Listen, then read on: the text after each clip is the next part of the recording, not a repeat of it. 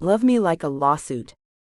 A lesbian rom-com about courtroom enemies, one desk, and absolutely no objections to love. By Riley Fox. Copyright 2025 by Riley Fox. All rights reserved.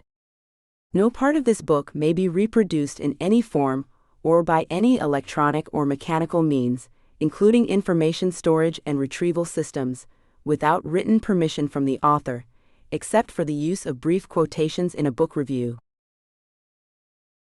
1. Objection overruled. Zoe Hart always took the east stairwell to the 32nd floor, a daily ritual that added 7 extra minutes to her commute but burned exactly 73 additional calories. The security guard called it dedication. Her mother called it obsessive. Zoe called it strategy, the same way she called everything in her life that other people found exhausting. Today she practically floated up those stairs. The Westland class action was about to drop in her lap like a gift-wrapped bomb, devastating for the opponent, career-making for her. 3 years of 80-hour workweeks, of sleeping on her office couch and missing her best friend's wedding, of saying no to dates and yes to depositions. All of it crystallizing into this one perfect moment. "Morning, Ms. Hart." The security guard nodded as she pushed through the stairwell door, smoothing her blazer, charcoal gray with subtle pinstripes purchased specifically for power moves. "Good morning, Hector." She'd practiced her smile in the mirror. Confident. Approachable. Partner material. The elevator would have been faster, but Zoe believed in earning every step toward success. Her heels clicked against the marble floor in a staccato rhythm that matched her heartbeat. She had prepared remarks for the meeting, outlined 3 different strategies for the Westland case, and even splurged on a bottle of Veuve Clicquot hidden in her desk drawer for after the announcement. "Zoe, you look ready to slay dragons." Julian, her assistant, intercepted her with coffee in one hand and a stack of messages in the other. Or opposing counsel. Same difference. Just another Tuesday. She accepted the coffee, taking a measured sip. Perfect temperature. Julian was almost as meticulous as she was. "Crane wants to see you." Like, immediately. He lowered his voice to a conspiratorial whisper. "Like she sent me to the stairwell to intercept you immediately." Zoe's pulse quickened. This was it. She'd expected the summons, but the urgency was a good sign. Kingswell and Crane didn't rush anything unless billable hours were at stake. Did she seem pleased? Professional pleased or actually pleased? Zoe brushed invisible lint from her sleeve. Julian tilted his head. With Crane? Who can tell? But she did that thing where she almost smiled. That's actually pleased. Zoe set down her coffee and pulled out her lint roller, making one final pass over her already immaculate outfit.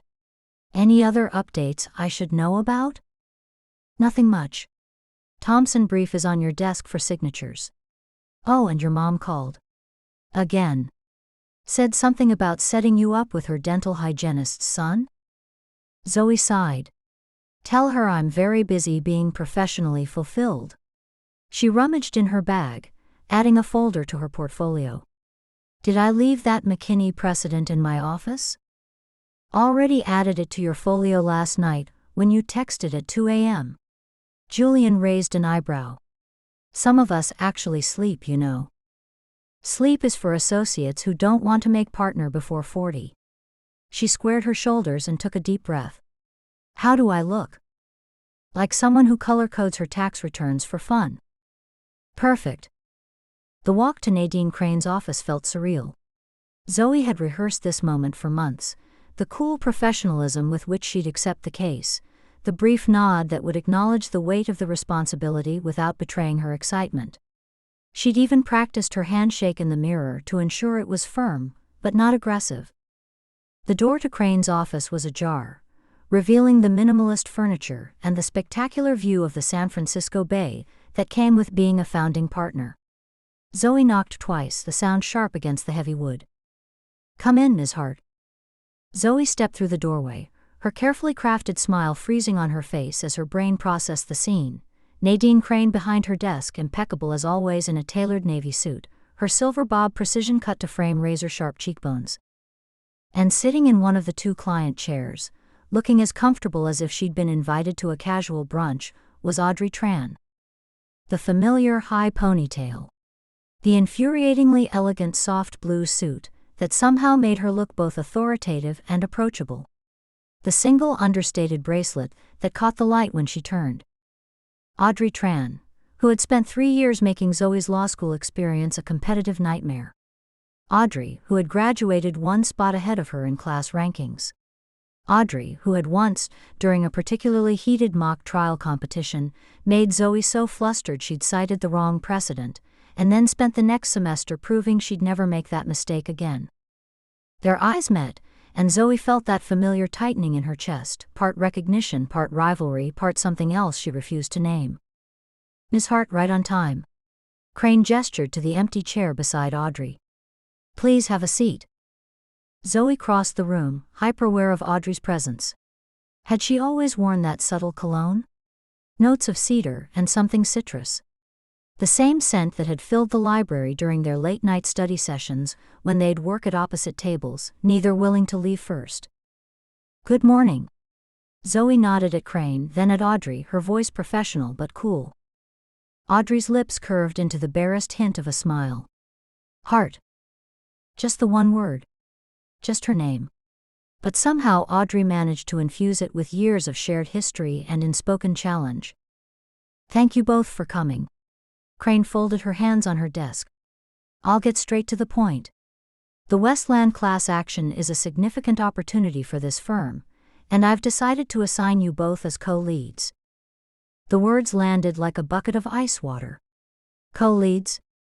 Zoe's grip tightened on her portfolio, the leather creaking softly under her fingers.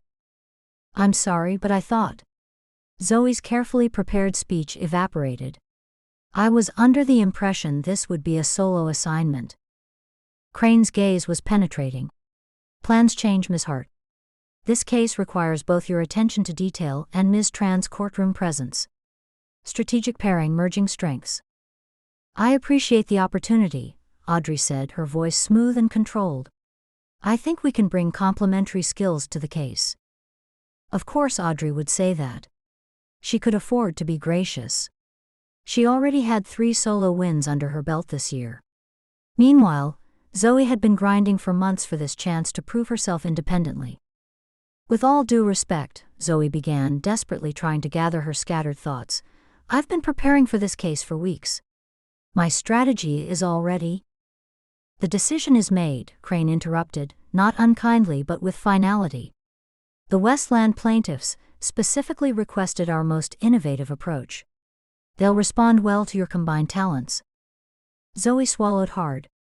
There it was, combined talents. As if she and Audrey were some kind of package deal. As if their entire relationship wasn't defined by trying to outdo each other. "Unless there are concerns about your ability to collaborate." Crane raised an eyebrow, the question hanging in the air like a challenge. "No concerns," Audrey answered quickly.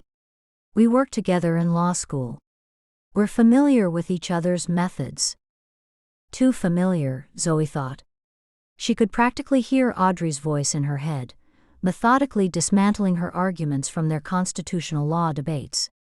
The phantom scent of Audrey's cologne mingled with memories of sleepless nights and competitive fury. "None at all," Zoe finally managed, the lie tasting bitter on her tongue. "We'll make it work." "Excellent." Crane slid a folder across the desk. "Initial client meeting tomorrow at 10. The project office on the East Wing has been prepared for you both. I expect daily updates." And just like that, the meeting was over. Zoe's grand moment, her solo triumph, reduced to a shared assignment with the one person who had always made her feel simultaneously not good enough and too much. They walked side by side down the corridor, glass walls reflecting their silhouettes like mirror images, both tall, both immaculately dressed, both radiating tension. Zoe could feel the eyes of associates turning to watch them pass. The firm's rising stars now tethered together. "We should establish some ground rules," Zoe said as they approached their assigned office, her voice low but firm. Clear division of responsibilities, communication protocols, work schedules. Whatever you need, Hart.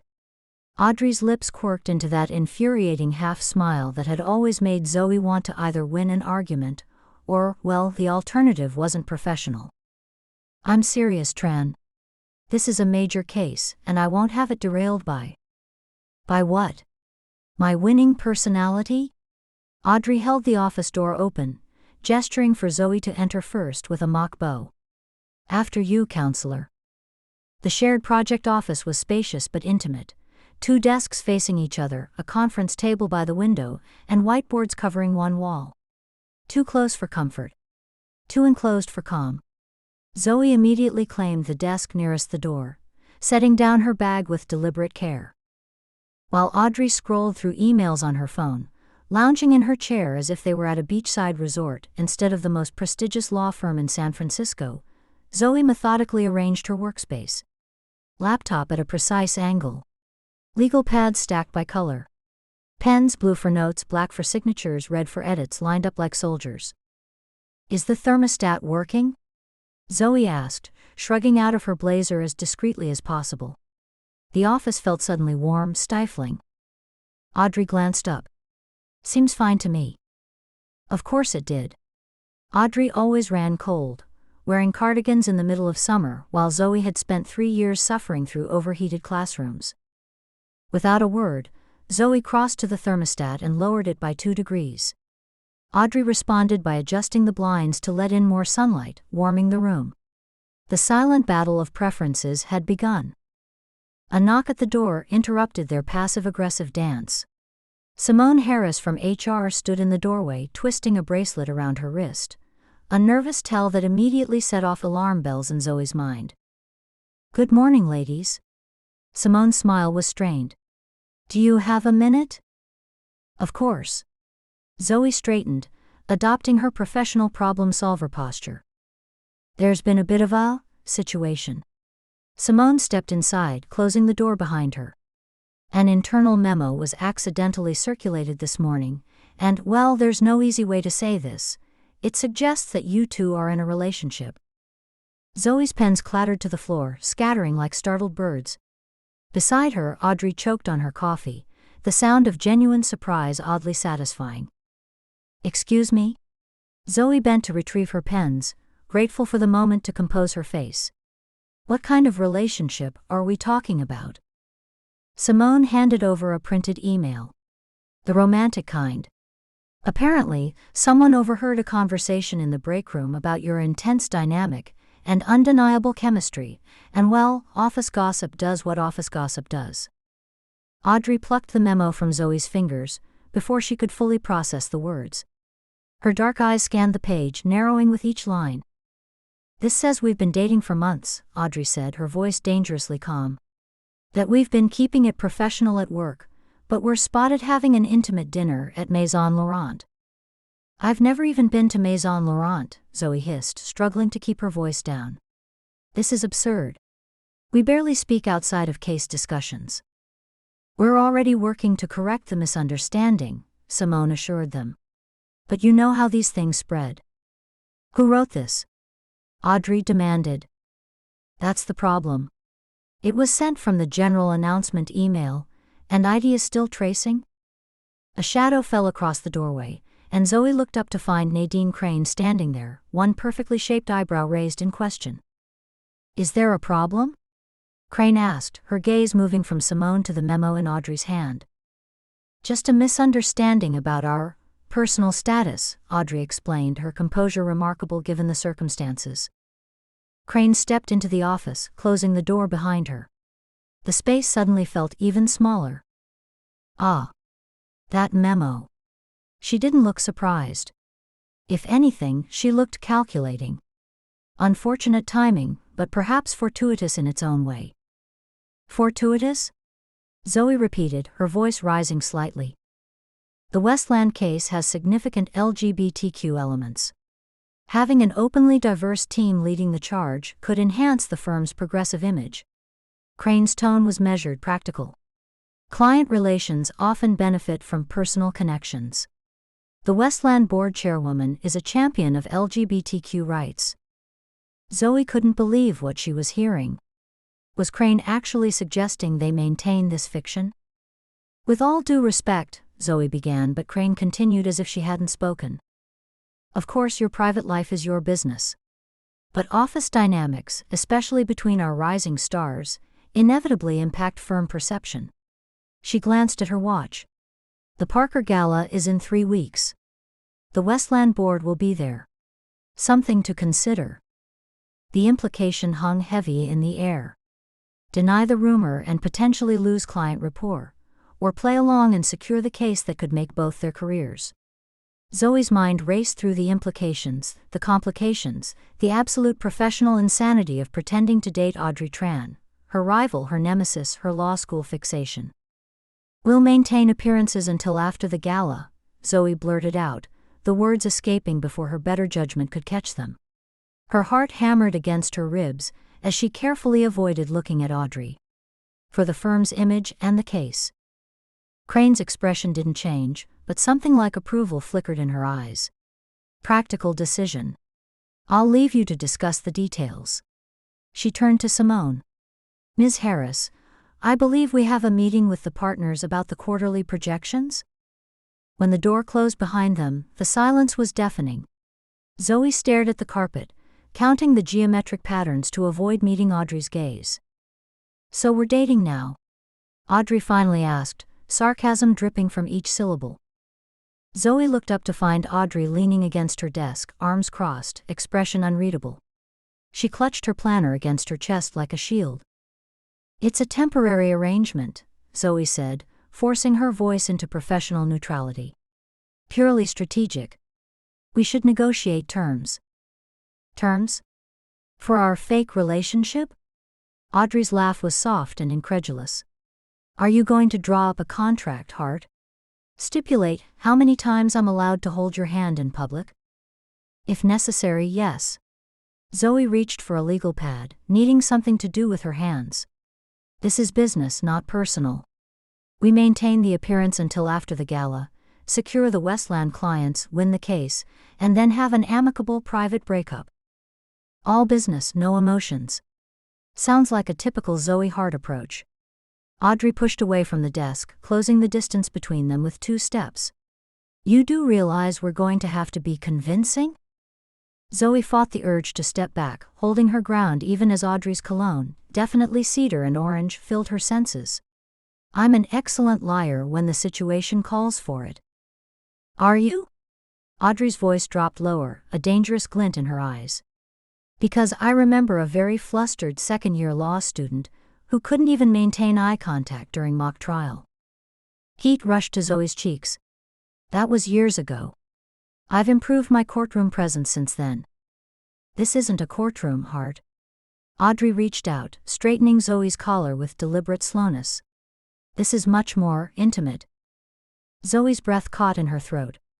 She'd just initiated the biggest professional gamble of her career, agreeing to fake a relationship with the one woman who had always made her feel completely out of control. We need rules, she whispered, hating how uncertain her voice sounded. Of course we do. Audrey stepped back, the professional mask sliding back into place. Let's negotiate, counselor. But just so you know, her smile was sharp enough to cut glass. I never lose a negotiation. And that, Zoe thought with a sinking feeling, was exactly what she was afraid of. 2. Controlled burn. Audrey finished aligning the final tab in her filing system and restrained the urge to sigh as Zoe completed her 15th lap around their shared office. The steady click of Zoe's heels against the polished floor had developed a rhythm so predictable that Audrey could practically set her watch to it. 3 steps, pause, dramatic hand gesture, 4 more steps, another pause, frustrated hair touch. It was like watching a very high-strung tennis match, where the ball was Zoe's rapidly unraveling composure. Audrey slid a manila folder into her desk drawer and glanced at her colleague through lowered lashes. You know, the carpet didn't do anything to deserve this kind of abuse, she observed, her voice deliberately neutral as she reached for her blue pen. I also doubt wearing a trench into the floor will solve our little situation. Zoe spun around mid-stride. Little situation? This is a catastrophe. Catastrophe seems strong. Nuclear war is a catastrophe. This is an inconvenience at worst. Audrey clicked her pen twice, a habit she'd developed during bar exam prep, and made a small notation in the margin of the Pearson brief. Besides, from what I understand, you're the one who gave the impression we're involved. It was a high-pressure moment. And you cracked under it. That's going in your performance review. Zoe's cheeks flushed that particular shade of pink that Audrey remembered from their law school days, the one that appeared right before she launched into a passionate defense of some obscure legal precedent. Audrey found it oddly comforting that some things remained constant in this universe. Are you done? Zoe finally stopped pacing, planting her hands on the edge of Audrey's desk and leaning forward. With? Being smug. Because we need to establish relationship parameters if we're going to pull this off until the gala. Audrey leaned back in her ergonomic chair, allowing herself exactly one eyebrow raise. It was a calculated gesture, designed to convey just enough skepticism without betraying how much Zoe's proximity was affecting her concentration. Relationship parameters, Audrey repeated, rolling the phrase around like she might a sip of expensive wine. Of course you'd want to define terms. Very lawyerly of you, Hart. Do you have a better suggestion? Not particularly. Audrey folded her hands in her lap and regarded Zoe with practiced casualness. But I do have conditions. You have conditions for our fake relationship? I have conditions for every relationship, Zoe. Even the fictional ones. Audrey straightened a stack of papers, aligning them with the edge of her desk. If we're really going through with this charade, I want a 50-50 split. Of what? Everything. Professional attention, media mentions if this case gets press, credit with the partners. She looked up, meeting Zoe's eyes directly. I'm not letting you use this situation to edge me out. Equal billing or no deal.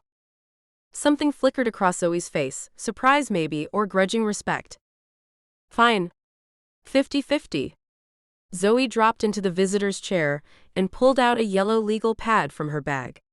She uncapped a green pen and began writing in a neat, precise script that Audrey recognized immediately.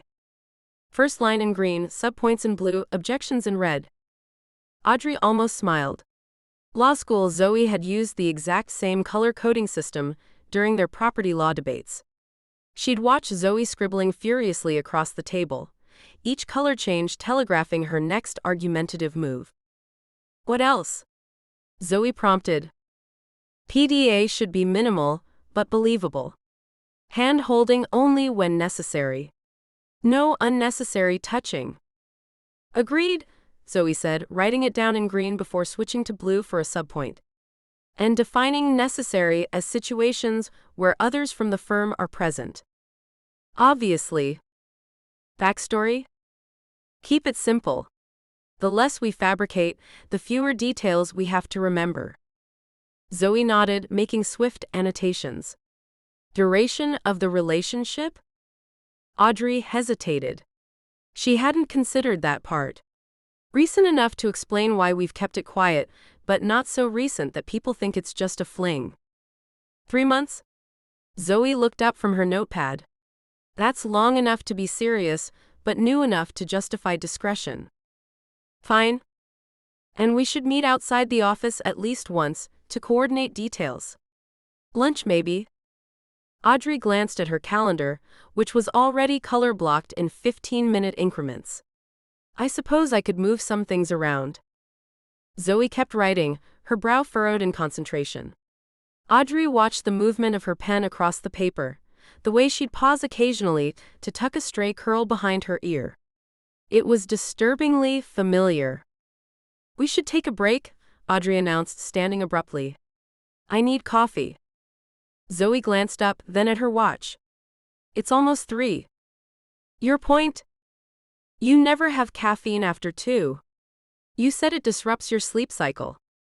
Something uncomfortable twisted in Audrey's chest at the realization that Zoe had retained that particular detail about her habits. I'm making an exception today. The firm's kitchenette was mercifully empty when they arrived.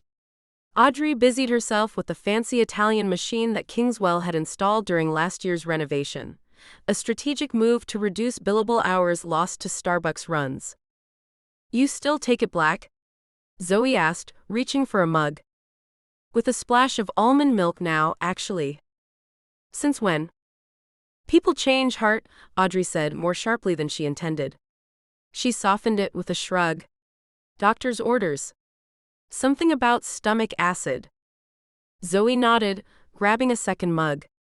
I switched from lattes to Americanos myself. More caffeine, fewer calories.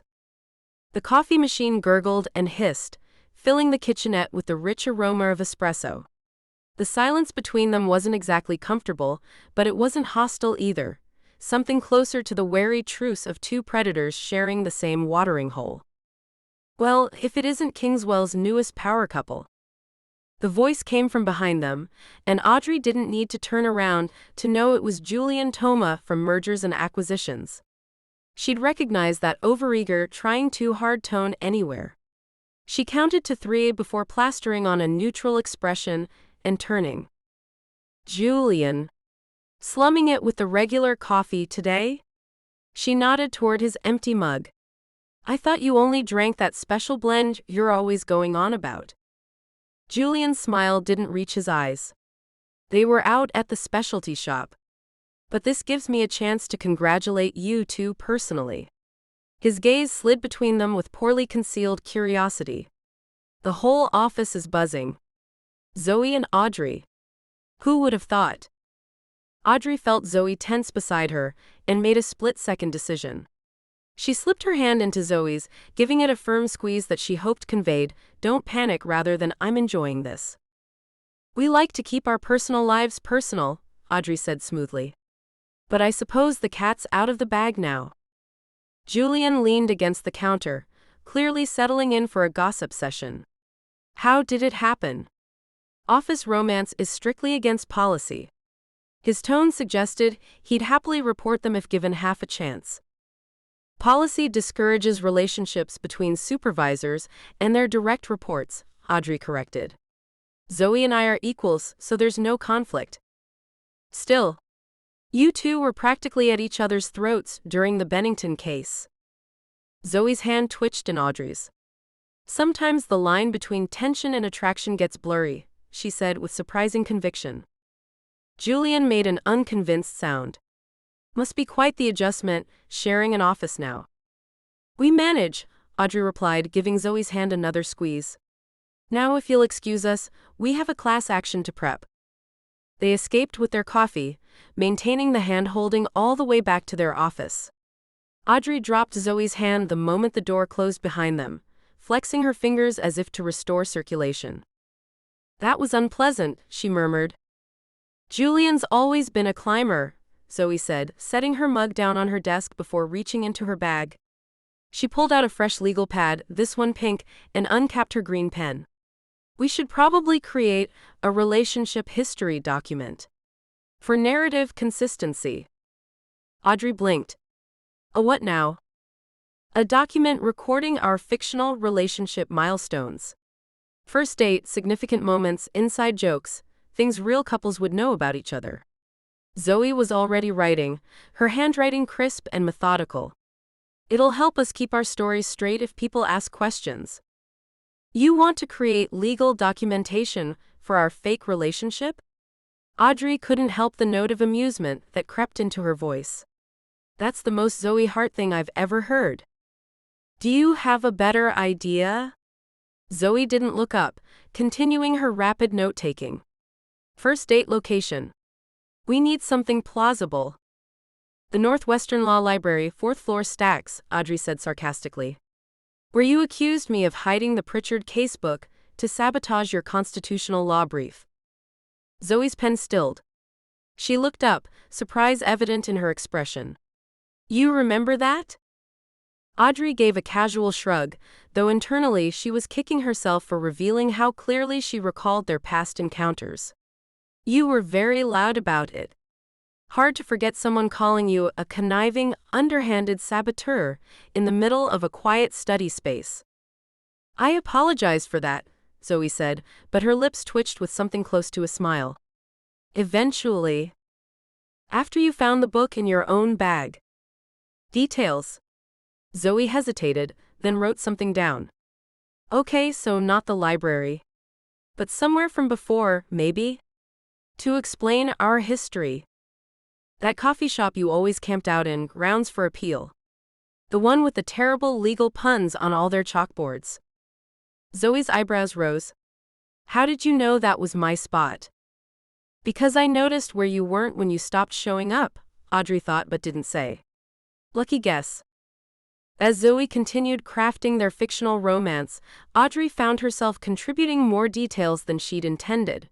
The bench outside Professor Landon's office where they'd both wait for office hours, pretending not to notice each other.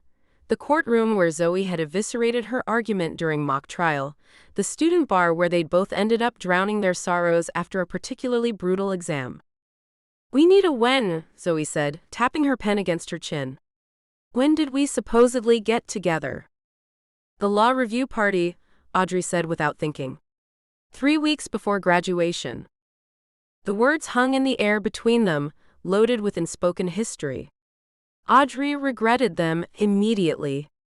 That night had been real, the argument that had started in the main reception and spilled into an empty classroom, the way they'd stood too close, breathing hard, the electric moment when something had shifted between them. Neither of them had acknowledged it afterward. They'd gone their separate ways after graduation, and Audrey had convinced herself it was nothing. Zoe's pen froze mid-word. Her eyes, wide and uncertain, met Audrey's. The law review party, she repeated softly. It's just a suggestion, Audrey said quickly. We could pick something else. No, it works. It's...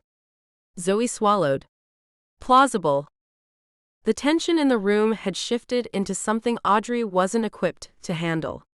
She stood, straightening her blazer. We should also discuss couple behaviors. For credibility. Like hand-holding?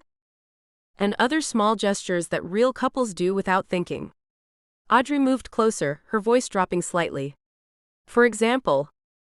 She reached out, her movements deliberate, and tucked a rebellious curl behind Zoe's ear.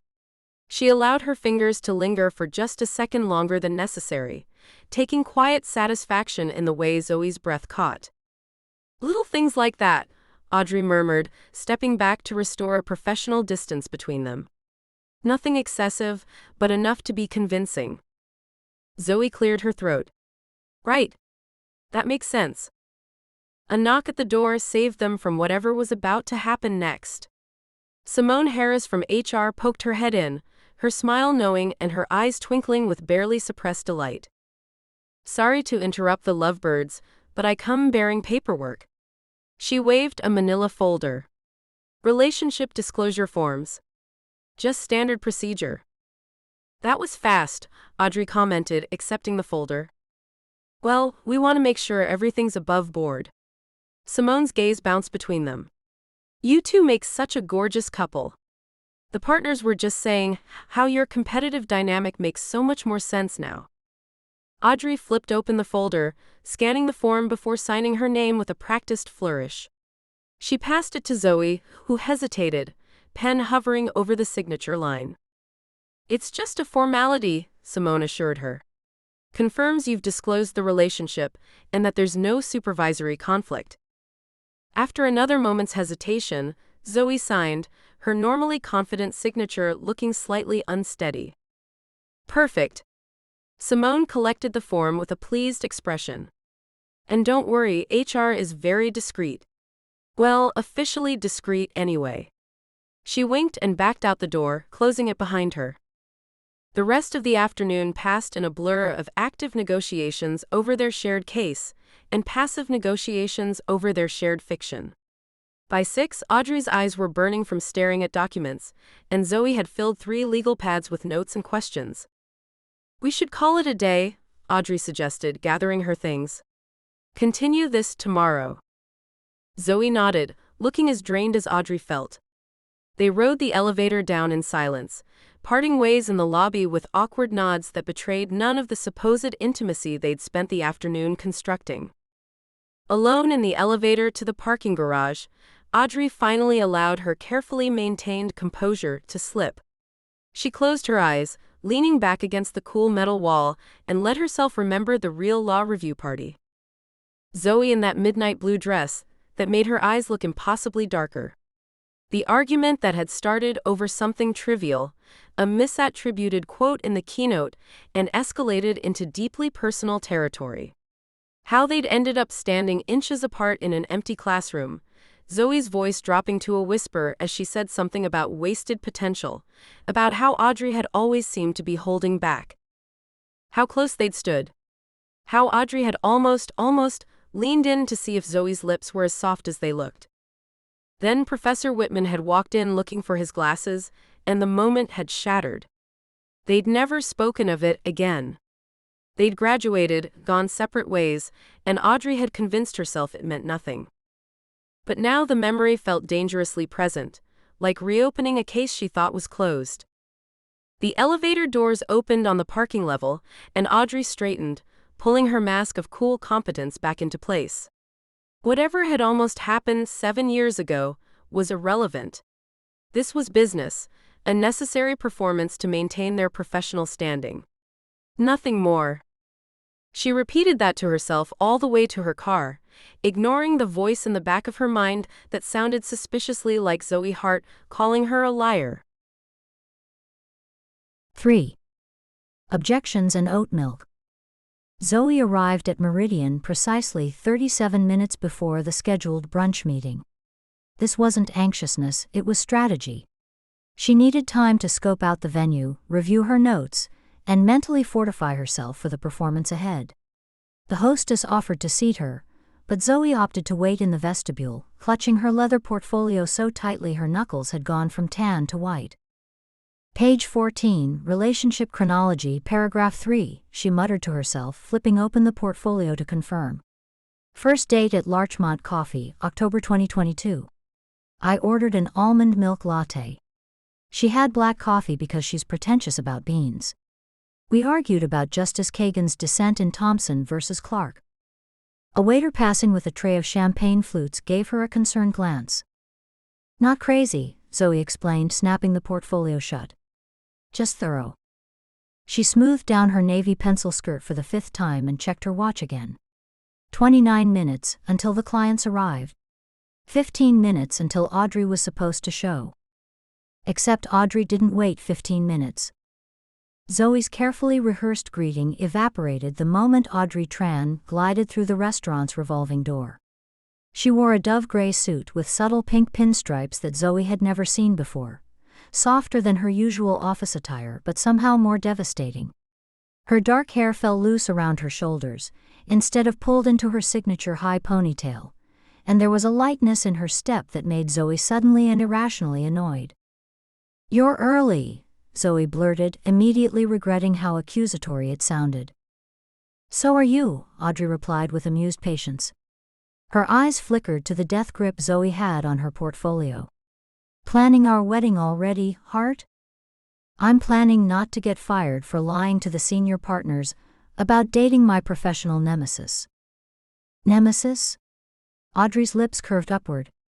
"That's a promotion from pain in my ass, which is what you called me yesterday."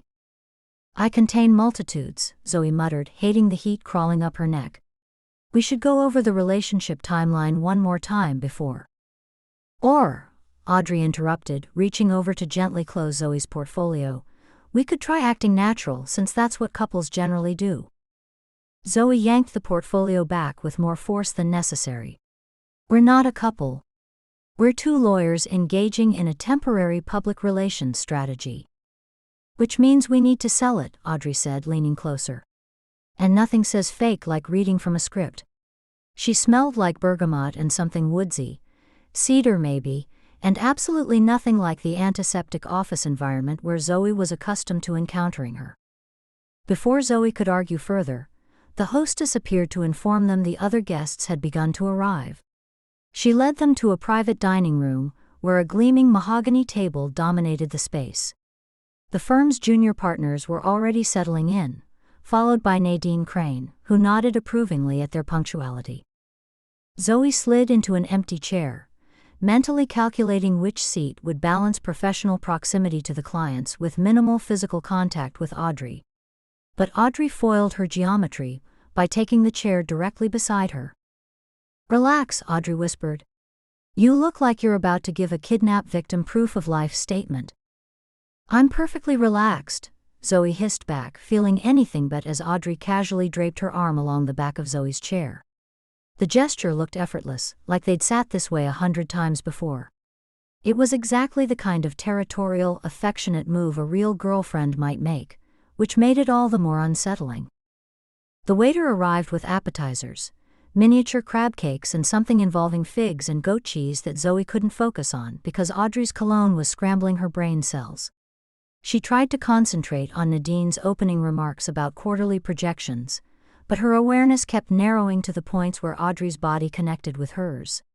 Shoulder grazing shoulder, as Audrey leaned forward to make a point about market fluctuations. Knee briefly pressing against knee, as Audrey shifted to accept a document from across the table. By Zoe's count, they'd made incidental contact 7 times before the entrees arrived. Not that she was counting. "And this," Nadine was saying, gesturing toward Zoe and Audrey with the practiced flourish of a game show host revealing a prize, "is our newest power team. They'll be taking lead on the Westlake class action." Raymond Westlake himself, silver-haired, impeccably suited, and the source of roughly 30% of the firm's annual billing, turned his attention to them with newfound interest. "Ah, the dynamic duo I've been hearing about," he said, his Boston accent stretching the vowels. "Crane tells me you two are quite the item around the office." Zoe opened her mouth to respond, but no words came. Under the table, Audrey's hand found hers, fingers intertwining with a gentle squeeze that felt less like romance and more like a lifeline thrown to a drowning woman. "We try to keep our personal lives separate from our professional responsibilities," Audrey replied smoothly, her thumb tracing a reassuring pattern across Zoe's knuckles. "But surely that's difficult," said Westlake's wife, a willowy blonde with a diamond tennis bracelet that could fund a year of Zoe's student loan payments. She leaned forward eagerly. "How did you two meet? Office romance is so deliciously complicated." And just like that, Zoe's mind went completely blank. All 27 pages of carefully crafted relationship history evaporated. She could feel sweat gathering at her hairline, threatening the structural integrity of her silk blouse. She began, wishing desperately she hadn't closed her portfolio. "Law school," Audrey interjected, her voice warm with affection that sounded disturbingly genuine. "We were rivals first, actually. Zoe and I were constantly battling for the top spot in our class." "The classic enemies to lovers," Mrs. Westlake sighed happily. Zoe managed a tight smile, relaxing slightly. This was in the script at least. Page 3, paragraph 2. "There was this debate tournament in our second year," Audrey continued, eyes alight with memories Zoe knew were fabricated but somehow felt vivid enough to be real. "Zoe absolutely demolished me on the Hawkins precedent. She cited 3 obscure cases I hadn't even considered. I walked out knowing I'd either have to destroy her or date her." The table erupted in appreciative laughter. Zoe laughed too, though it came out sounding like she was being lightly strangled. "It took me another year to admit I was interested," Audrey went on, her gaze drifting to Zoe with convincing fondness. "I'd see her in that corner table by the windows in the law library." Zoe's breath caught. That had been her table.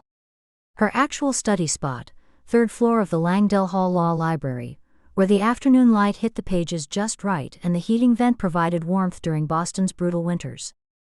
With her triple-shot espressos during finals week, Audrey continued, seemingly oblivious to Zoe's shock.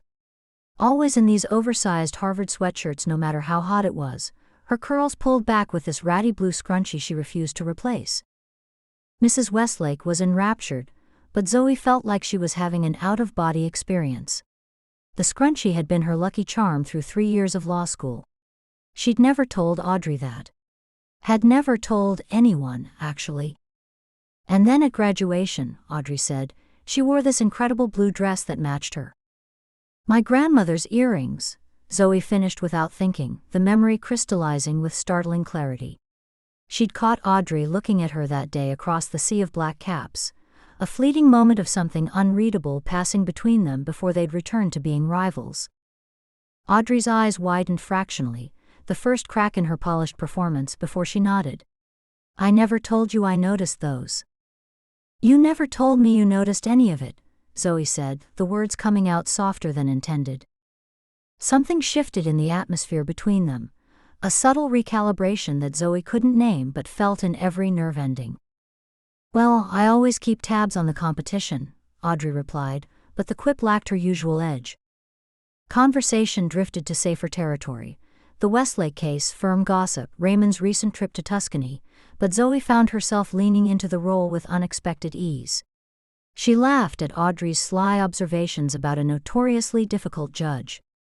She found herself touching Audrey's arm to emphasize a point about precedent in similar cases.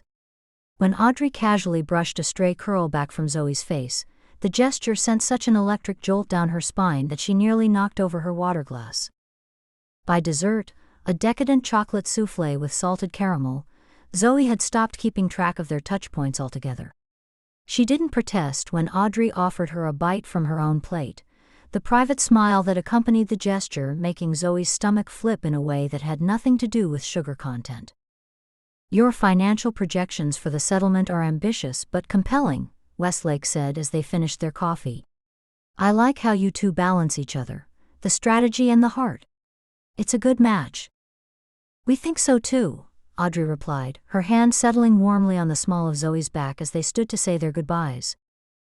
The brunch concluded successfully, Westlake committed to the next phase of the litigation, and Nadine looked as close to pleased as her Botoxed features would allow. But as they exited the private dining room, Simone from HR materialized in the hallway like she'd been lying in wait. There's my favorite new couple, she gushed, clutching her phone. I was just telling Julian in marketing that you two would be perfect for our Kingswell and Crane Connections feature in the newsletter. A little Q&A about balancing romance and work responsibilities. Zoe felt her fight-or-flight response kick in, but before she could craft an excuse, Audrey stepped smoothly into the breach. We're flattered, Simone, but we're keeping personal matters private during working hours, she said, somehow making this sound both reasonable and non-negotiable. Professionalism first. Of course, Simone backpedaled, though her disappointed expression suggested this wasn't the end of her campaign. Just let me know if you change your minds. The ride back to the office should have been a victory lap. The Westlakes were impressed, Nadine was satisfied, and their relationship performance had been convincing enough to make even Simone believe it. Zoe had prepared a short speech about establishing clearer boundaries for future public appearances, specifically regarding casual touching and hair-brushing incidents, but as the taxi pulled away from the curb, she found herself asking a completely different question. How did you remember all that? About law school, I mean? Audrey, who had settled into the far corner of the back seat, regarded her with an unreadable expression. Your study spot. The espresso addiction? The scrunchie, Zoe clarified. The earrings. Things I didn't include in our documentation. For a moment, Audrey looked almost vulnerable, a glimpse of something genuine beneath her composed exterior. But then her usual enigmatic smile returned, shoulders lifting in the world's most elegant shrug. Know thy enemy, heart, she said lightly, turning to gaze out the window. Besides, you weren't exactly forgettable. Zoe stared at her profile, at the deliberate distance Audrey had put between them now that no audience required their performance. The space between them on the taxi's leather seat suddenly felt vast and significant. Right, Zoe murmured, ignoring the irrational pang of disappointment. Enemy reconnaissance. The rest of the ride passed in silence, Zoe wrestling with questions she couldn't articulate even to herself. Which parts of their performance had been truly fake? Why had Audrey's withdrawing to her side of the car left her feeling so oddly bereft?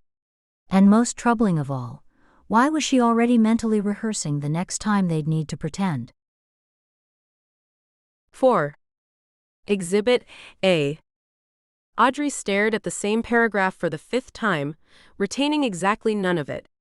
Instead, her attention kept drifting to Zoe, who sat across their shared office space, typing with machine gun precision. The harsh fluorescent lights caught the determined set of her jaw, the slight furrow between her brows that appeared whenever she concentrated too hard. It was 10:30 p.m., and the office had emptied hours ago. Audrey had discarded her jacket over the back of her chair, her usual pristine appearance slightly rumpled after 14 straight hours of work. She should be reviewing expert witness statements, not watching the way Zoe tucked escaped curls behind her ear with an impatient flick. "Is there something on my face?" Zoe asked without looking up. Audrey smoothly returned her gaze to the document. Just the usual look of impending doom. Hilarious. Zoe's fingers never paused on the keyboard. Some of us are trying to finish this motion before midnight. Some of us have been working on the Carlton depositions since 7 this morning. Zoe glanced up, eyes narrowing. "You've been here since 7? Unlike some people, I don't announce my arrivals with a dramatic coffee order." Audrey flipped a page, feigning renewed interest in the case notes. The truth was, she'd arrived early because she knew their shared office would be empty. Working alone felt simpler than navigating whatever this tension was, the constant awareness of Zoe's presence that made it impossible to focus. Their dating charade was bleeding into everything, clouding boundaries she'd once kept crystal clear. A mechanical groan interrupted her thoughts. The air conditioner sputtered once, twice, then died with a pathetic whine. "You've got to be kidding me," Zoe muttered, finally pausing her typing marathon. Audrey reached for the phone, dialing maintenance. After a brief conversation punctuated with several terse, "I see" responses, she hung up. "They can't fix it tonight. Something about parts and budget approvals." "Fantastic." Zoe blew a stray curl from her forehead. "It's already like an oven in here." Without comment, Audrey methodically rolled up her sleeves, one measured fold after another until they rested neatly at her elbows. She loosened her collar, unfastening the top button of her silk blouse. When she glanced up, she caught Zoe's eyes tracking the movement of her hands, lingering a beat too long before darting back to her screen. Interesting. The office grew steadily warmer as the night progressed. Audrey could feel perspiration gathering at the nape of her neck, dampening the fine hairs there. Zoe had abandoned her blazer an hour ago, leaving her in a sleeveless shell that revealed more skin than Audrey was accustomed to seeing in their professional setting. "Maybe we should take a break," Audrey suggested, stretching her arms overhead. "Pick this up in the morning when the air's working again." "We need to nail this brief," Zoe insisted, though her rhythm had slowed. Sweat beaded at her temples, one droplet sliding tantalizingly down her neck. "Miller's expecting it by 10. That stubborn determination. Audrey recognized it immediately, the same unyielding focus that had kept Zoe in the library until dawn during finals week their second year of law school. Once Audrey had found her asleep among piles of case law, cheek pressed to a legal dictionary, refusing to concede even to basic human needs. "You haven't changed at all," Audrey murmured before she could stop herself. Zoe looked up. "What?" "Nothing." Audrey stood, walking to the small mini-fridge tucked beneath her credenza. She extracted the last cold water bottle, condensation beading on its surface. After a moment's hesitation, she crossed to Zoe's desk and held it out. "Here." Zoe stared at the offered water, then at Audrey. "What about you?" "I've had 3 today. You've had nothing but coffee since lunch." "You've been counting my beverages?" "Hard not to notice when you practically mainline caffeine." Audrey gave the bottle a small shake. "Just take it, Hart." Zoe reached for the water, her fingers brushing against Audrey's as she took it. The contact lasted only a second, but it sent an electric current racing up Audrey's arm. Neither woman moved. The water bottle remained suspended between them, their fingers overlapping in a not-quite hold that made Audrey acutely aware of how small their shared space had become. Zoe withdrew first, uncapping the bottle with a sharp twist. "Thanks," she said, a strange hitch in her voice. Audrey retreated to her desk, rubbing her fingertips together as if they still held the ghost of that touch. The air felt thick with something beyond just heat now, something that made her too aware of her own breathing. Minutes stretched in silence, broken only by the intermittent click of Zoe's keyboard. But the rhythm faltered, punctuated by unusual pauses. When Audrey glanced up, she found Zoe staring at her screen, fingers hovering motionless over the keys, expression distant. "You okay?" Audrey asked, surprising herself with the genuine concern that colored her tone. "I'm fine," Zoe answered reflexively, but the usual bite was missing. Her shoulders slumped slightly, betraying exhaustion she normally kept hidden behind razor-sharp competence. Audrey considered letting it go. That would be safer. Easier. But something about the defeated curve of Zoe's spine tugged at her. "You don't seem fine." Zoe's laugh was hollow. "Since when do you care?" "Since we became public couple goals at Kingswell and Crane." Audrey kept her voice light, offering the excuse as a shield. But Zoe didn't take the bait. She ran a hand over her face, the gesture uncharacteristically vulnerable. "I haven't slept more than 4 hours a night in weeks," she admitted, eyes fixed on her keyboard. This case, the promotion track, the whole, she waved a hand between them, dating charade. "Sometimes I think I'm just waiting to be exposed as a fraud." The raw admission hit Audrey like a physical blow. This wasn't the sharp-tongued rival who'd once challenged her authority citation in front of their entire constitutional law seminar. This was someone else entirely, someone with cracks in her perfect facade. "I didn't expect that," Audrey said quietly. "Forget it." Zoe straightened, defenses visibly rebuilding. "We should focus on." Even the great Zoe Hart gets imposter syndrome? Audrey stood, walking to the edge of Zoe's desk. She perched on the corner, close enough that their knees almost touched. She'd meant the question to sound teasing, to break the tension, but it came out gentler than intended, landing somewhere closer to tenderness. Zoe's laugh was soft and startled, almost genuine. "The great Zoe Hart? Is that what you think of me?" "It's what everyone thinks of you," Audrey said, watching her carefully. "The unstoppable force of nature who never doubts herself." God, that's exhausting. Something twisted in Audrey's chest at the vulnerability in Zoe's voice.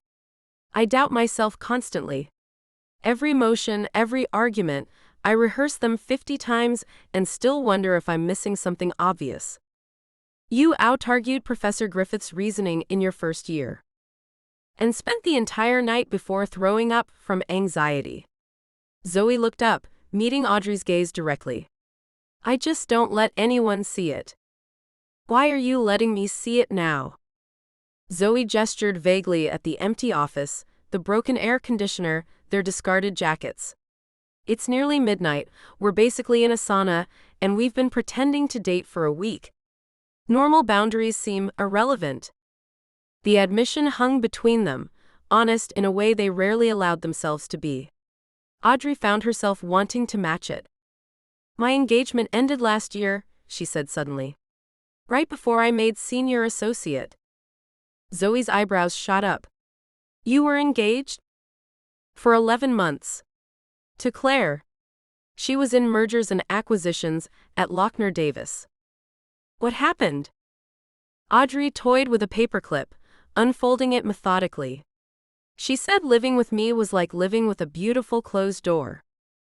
The words hung in the humid air, a truth she hadn't shared with anyone at the firm. They had escaped before she could filter them, before she could wrap them in something safer, less revealing. "That's..." Zoe trailed off. "Accurate," Audrey finished for her. "I know how to keep people at arm's length. It's a skill set." "Is that what you're doing with me?"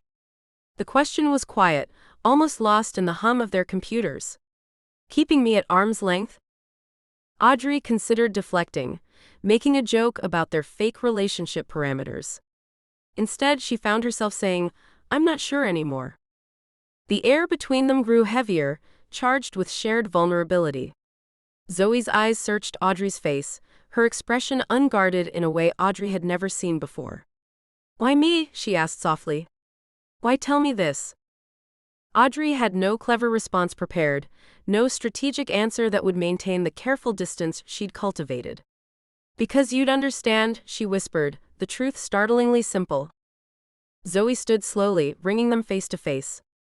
They were close enough now that Audrey could see the flecks of amber in her brown eyes, close enough to catch the faint scent of her shampoo, something citrusy and clean. Time seemed to stretch, elastic and infinite, as Audrey's gaze dropped to Zoe's lips. She watched, heart hammering, as Zoe leaned imperceptibly closer. Their phones pinged simultaneously with the harsh electronic alert they'd set for partner emails. Zoe jerked back as if burned, the spell broken. "That's Crane," she said, voice unnaturally high as she scrambled for her phone. "She said she'd send feedback on the Callaway memo tonight." Audrey remained frozen on the edge of the desk, processing what had almost happened, or what she'd imagined was about to happen. Had Zoe really been leaning in, or was that wishful thinking spawned by exhaustion and heat? "She wants us to restructure the entire damages argument," Zoe announced, already back at her keyboard with renewed intensity. "She says our approach is too conservative." "Of course she does," Audrey murmured, moving back to her own desk on unsteady legs. Her heart was still racing, her thoughts scattered in a way she wasn't accustomed to. She opened Crane's email, but the words blurred before her eyes. They resumed working in charged silence, the almost moment hanging between them like an unfinished sentence. Occasionally, Audrey glanced up to find Zoe seemingly absorbed in her work, only to notice, minutes later, Zoe watching her reflection in the darkened window. 5 years ago, Audrey would have immediately reconstructed her walls, sealed any cracks that had appeared during this unexpected moment of honesty. Instead, she found herself hoping Zoe might look at her that way again, directly, not through reflections or sidelong glances. The realization both thrilled and terrified her. This wasn't part of the plan. This wasn't strategic. This was messy and unpredictable, and potentially disastrous for both their careers. And yet, as the night stretched toward morning, Audrey couldn't bring herself to regret a single word. 5. The deposition disaster. Zoe arrived at the deposition room 30 minutes early, a habit her mother had drilled into her since elementary school. "Early is on time is late, and late is unacceptable," she'd say. The mantra had served Zoe well in law school and throughout her career at Kingswell and Crane, though today it felt less like diligence and more like a desperate attempt at control. She arranged her materials with methodical precision: blue folders for direct testimony, green for cross-examination questions, yellow for exhibits. Each had been tabbed, highlighted, and annotated with her trademark neon sticky notes. The ritual usually centered her, but this morning her hands wouldn't stop trembling. Last night played on repeat in her mind: the broken air conditioner, the late hours, Audrey's face inches from hers in the dim light of their shared office. The way Audrey's eyes had dropped to her lips. The moment Zoe had leaned forward, then jerked back as if burned. The flash of something hurt? Relief across Audrey's face before her expression had shuttered closed again. "Stop it," Zoe muttered to herself, shuffling papers with more force than necessary. She had a deposition to run, a client to represent, a case to win. What she didn't have was the luxury of dwelling on whatever madness had possessed her to nearly kiss Audrey Tran. The same Audrey who had made law school a competitive nightmare. The same Audrey who now threatened her shot at senior associate. The same Audrey who apparently lived rent-free in her head, which was the most infuriating development of all. The door opened with a soft click, and Zoe felt Audrey's presence like a shift in atmospheric pressure. She kept her eyes fixed on her notes, pretending to review a passage she'd already memorized. "Morning," Audrey said, her voice neutral. Zoe responded, not trusting herself with actual words. Audrey moved to the other side of the table, setting down her leather portfolio and a take-out coffee cup. She wore a navy suit that somehow looked both razor-sharp and effortlessly elegant. Her hair was pulled back in a sleek ponytail, emphasizing her cheekbones and jawline. It was deeply unfair how composed she looked when Zoe had spent 40 minutes that morning trying to tame her curls into submission. For two people pretending to date, they were doing a remarkable job of avoiding eye contact. "I brought the updated Langley financials," Audrey said, sliding a folder across the table. "There's an inconsistency in the third quarter reports that might be relevant." "I already found it," Zoe replied, though she hadn't. "But thanks." Audrey's expression flickered, skepticism maybe, but she simply nodded. "Mrs. Westland should be here any minute. I told her we'd run through the key questions again." "Fine." Zoe smoothed an invisible wrinkle from her skirt. "I'll take point on the medical records. You cover employment history?" "Actually, I thought I might."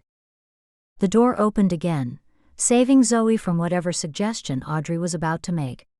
Their client, Eleanor Westland, entered with her signature tentative smile. At 62, she was the perfect lead plaintiff for their class action. Articulate, sympathetic, and unshakably certain that Pharmacorp had known about their drug side effects for years before the recall. "Ladies," Mrs. Westland exclaimed, brightening as she looked between them. "My dream team." She set her purse down and took the seat Audrey pulled out for her. "How are the lovebirds this morning?" Zoe's stomach sank.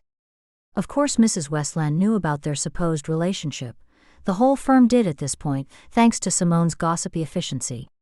What she didn't know was that it was fake, that they'd been semi-blackmailed into it, or that Zoe had nearly sabotaged the entire charade by almost kissing Audrey for real.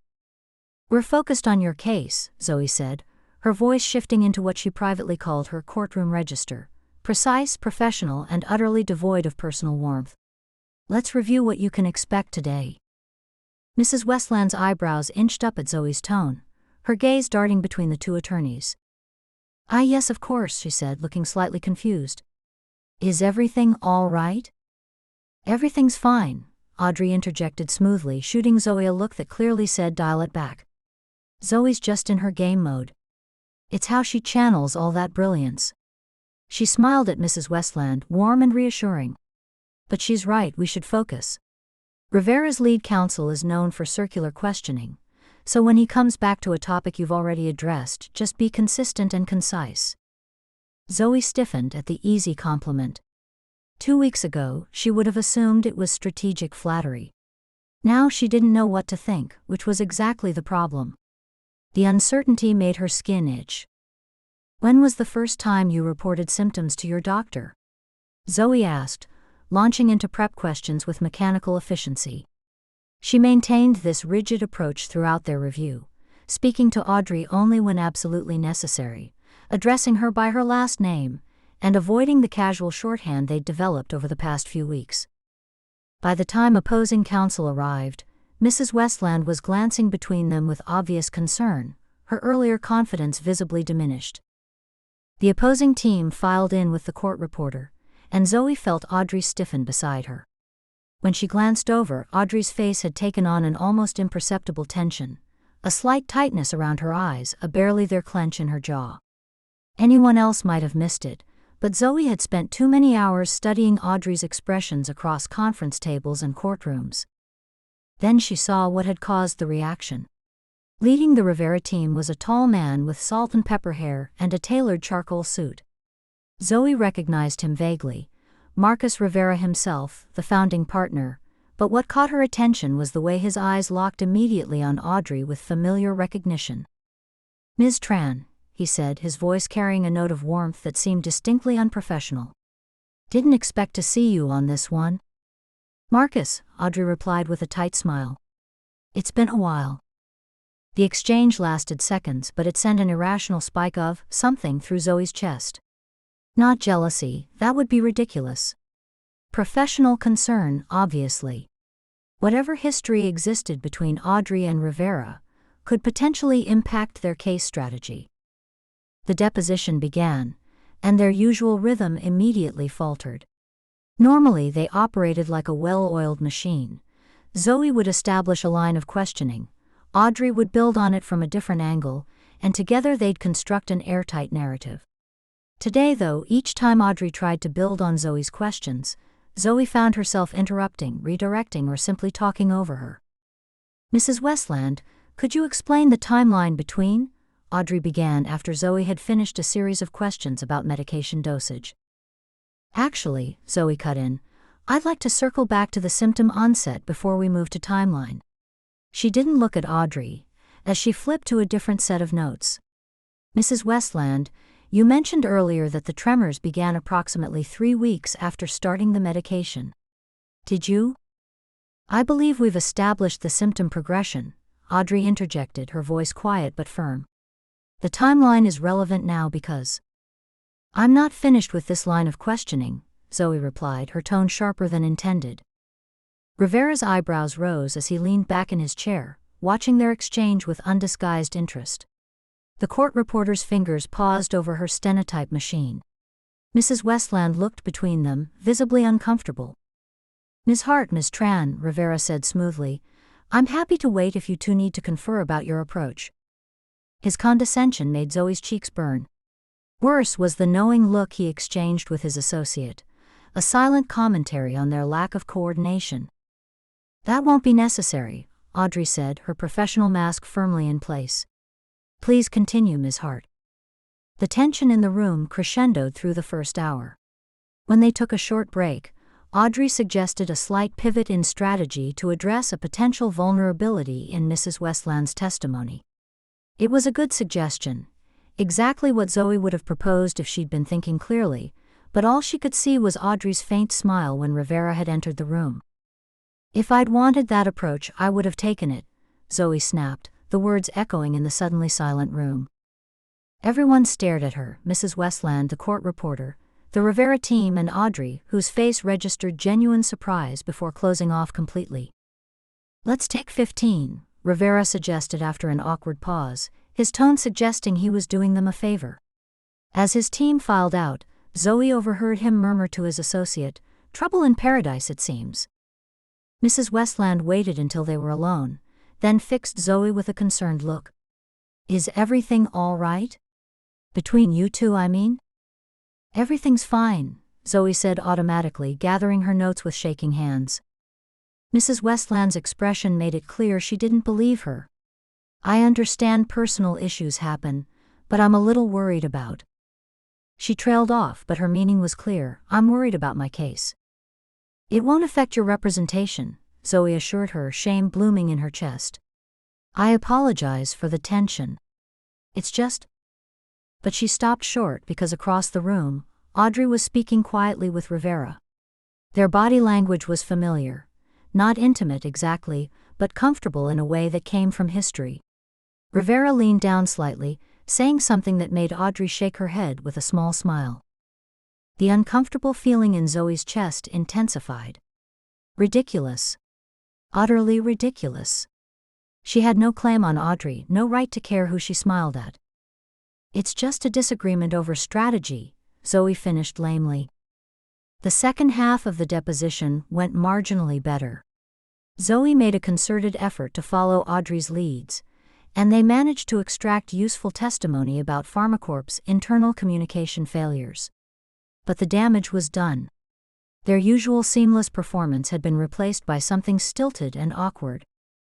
As they packed up, Rivera passed behind them, speaking in a stage whisper to his associate, "The Kingswell Dream Team looks more like a nightmare today." He made no effort to lower his voice, clearly intending them to hear. Mortification flooded Zoe's system. They'd been off their game, she'd been off her game, and the opposing counsel had noticed. Worse, they'd let Mrs. Westland down, making her visibly nervous with their disjointed approach. The ride back to Kingswell and Crane passed in tense silence. Zoe stared out the window of the Uber, mentally drafting and redrafting what she might say to Audrey. "I'm sorry I was unprofessional. I'm sorry I let whatever this is affect our work. I'm sorry I almost kissed you. I'm sorry I didn't." Before she could form any coherent thoughts, let alone speak them aloud, they were intercepted in the lobby by Nadine Crane herself. Behind her trademark glasses, Crane's eyes were sharp with displeasure. "My office," she said. "Now." Zoe's stomach dropped. Crane rarely involved herself directly in associate matters unless something had gone catastrophically wrong, or unless someone had greatly disappointed her. Given the tight timeline of their return, Zoe guessed Rivera had already called to gloat about the deposition. Crane's office was intimidating by design: floor-to-ceiling windows overlooking the city, a desk large enough to double as a conference table, and not a single personal item to soften the space. She gestured for them to sit, then remained standing herself, establishing dominance without saying a word. "I just got off the phone with Marcus Rivera," she said without preamble. "Would either of you care to explain what happened today?" Zoe opened her mouth, but Crane silenced her with a raised hand. "Actually, I don't care about the specifics. What I care about is that a routine deposition turned into what Rivera described as, and I quote, a masterclass in miscommunication. He said our lead attorneys appeared to be actively working against each other. Her gaze pinned them each in turn. This is not the Kingswell and Crane standard of excellence." "It won't happen again," Audrey said, her voice steady. "No, it won't," Crane agreed coldly. "Because the next time I hear that my attorneys are letting personal matters interfere with their professional obligations, they won't be my attorneys for much longer." Zoe's chest tightened. "There's no personal?" "Ms. Hart," Crane interrupted, "I don't care about your relationship dynamics unless they're winning us cases." She looked between them, her expression severe. "Fix whatever this is, or I'll fix it for you." "Understood?" "Yes, Ms. Crane," they responded in unison. "Good. Now get out of my office, and salvage what you can from today's disaster." The walk back to their shared office felt endless. Zoe's thoughts raced. Had she just jeopardized her entire career because she couldn't handle an almost kiss? Because she'd gotten jealous over Audrey's completely professional interaction with opposing counsel? They had just reached their door when another voice called out. "There you are." Simone from HR appeared, clipboard in hand and a too-bright smile on her face. "Got a minute?" "Not really," Zoe muttered, but Simone was already following them inside. "This will just take a sec," she promised, closing the door behind them. Just a gentle suggestion from the management team given today's hiccup. Zoe slumped into her chair. "You heard already?" "News travels fast when Marcus Rivera starts making phone calls," Simone said sympathetically. "Look, I know it's none of my business." "It's not," Audrey confirmed flatly. "But as HR, everything's kind of my business," Simone continued undeterred. "Especially when it affects cases. The partners suggested it might be good for you two to attend the gala together this weekend. You know, dispel any tension narratives, lean into the more positive aspects of your relationship for client confidence." "Our relationship is fine," Zoe said automatically. Simone's smile turned knowing. "Of course it is. But perception matters, especially after today. The gala's our biggest client event of the year, so it's the perfect opportunity to show a unified front." She placed 2 embossed invitations on their desk. "Just a suggestion. A strong suggestion."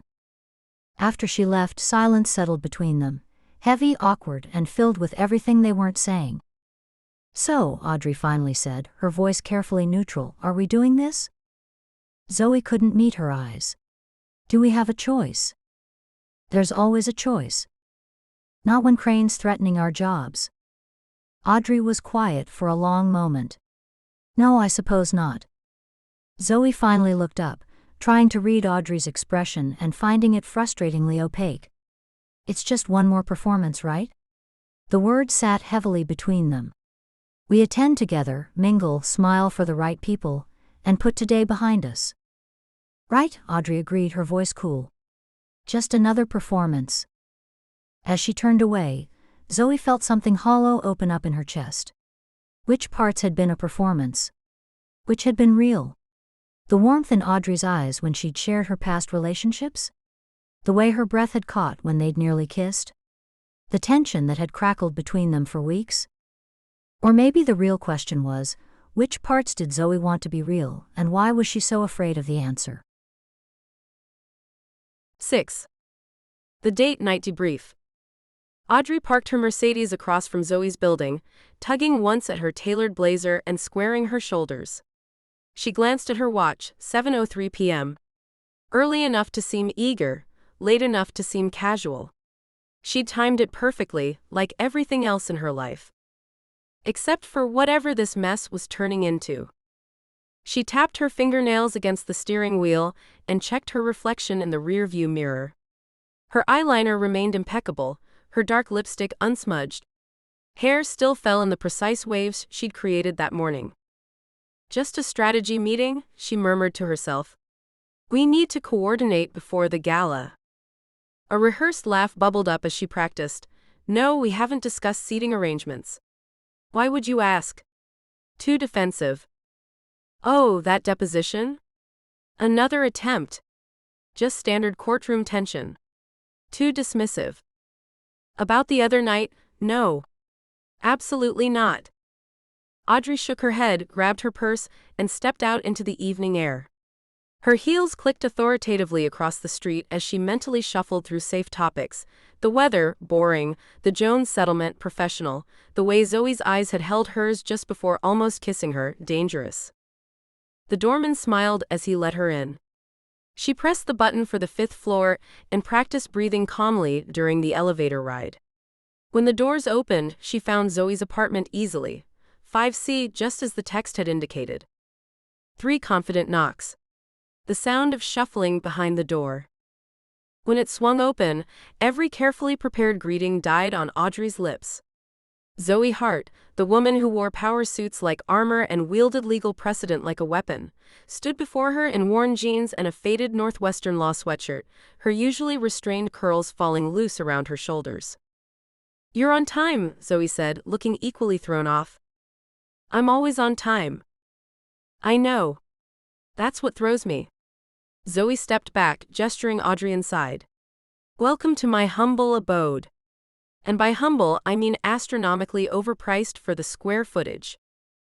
Audrey stepped into the apartment, her gaze sweeping across the studio. It was like walking into Zoe's brain, meticulously organized chaos. The bookshelves were color-coded, legal volumes arranged by subject matter with small handwritten labels. There was a corkboard calendar with color-coordinated pins. A desk where labeled storage boxes stacked neatly beside a closed laptop sporting a "Nevertheless, she persisted" sticker. Yet amid all this precision lurked surprising touches of personality. Vintage movie posters for His Girl Friday and Adam's Rib, a collection of novelty gavels lined up on a floating shelf, a cluster of framed photos featuring a woman who had to be Zoe's mother, their matching smiles unmistakable. The space revealed more about Zoe than any conversation they'd had in years. It was both exactly what Audrey expected and nothing like she'd imagined. Nice gavels, Audrey offered, setting her purse down on a small kitchen counter. Law school graduation gifts. My mom thought it was hilarious to get me a new one every time I won a mock trial. Zoe crossed her arms, looking suddenly self-conscious. Do you want something to drink? I have wine. Or coffee. Or water, obviously. Water is fine. Right. Water. Zoe moved to the kitchen area, only a few steps away in the compact space. Sorry, I'm not dressed for company. I was going over case notes and lost track of time. Audrey leaned against the counter. It's fine. We're not in court. An awkward silence descended as Zoe handed her a glass of water. They both started speaking simultaneously. About the deposition. I was thinking we should. They stopped. Zoe gestured for Audrey to continue. I was just going to say we should probably align on our approach for the gala. Audrey took a sip of water. Everyone will be watching us after that incident in the deposition room. Yeah, about that. Zoe's phone buzzed loudly. She glanced at it and frowned. It's Hector Davis. Audrey straightened. Davis? Our biggest client? Why is he calling you directly after hours? I don't know. Should I answer? Of course you should answer. Zoe grabbed the phone. Mr. Davis? Yes, she's actually right here with me. She glanced at Audrey with wide eyes. We were just discussing the Miller case. Really? Well, that's very kind, but… Audrey could hear the boisterous voice on the other end from across the room.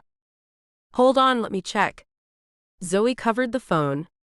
He's at some exclusive whiskey tasting event at the Barrel Room. Apparently, it's just around the corner from here. He wants us to join him. Right now. Tell him yes, Audrey said without hesitation. But…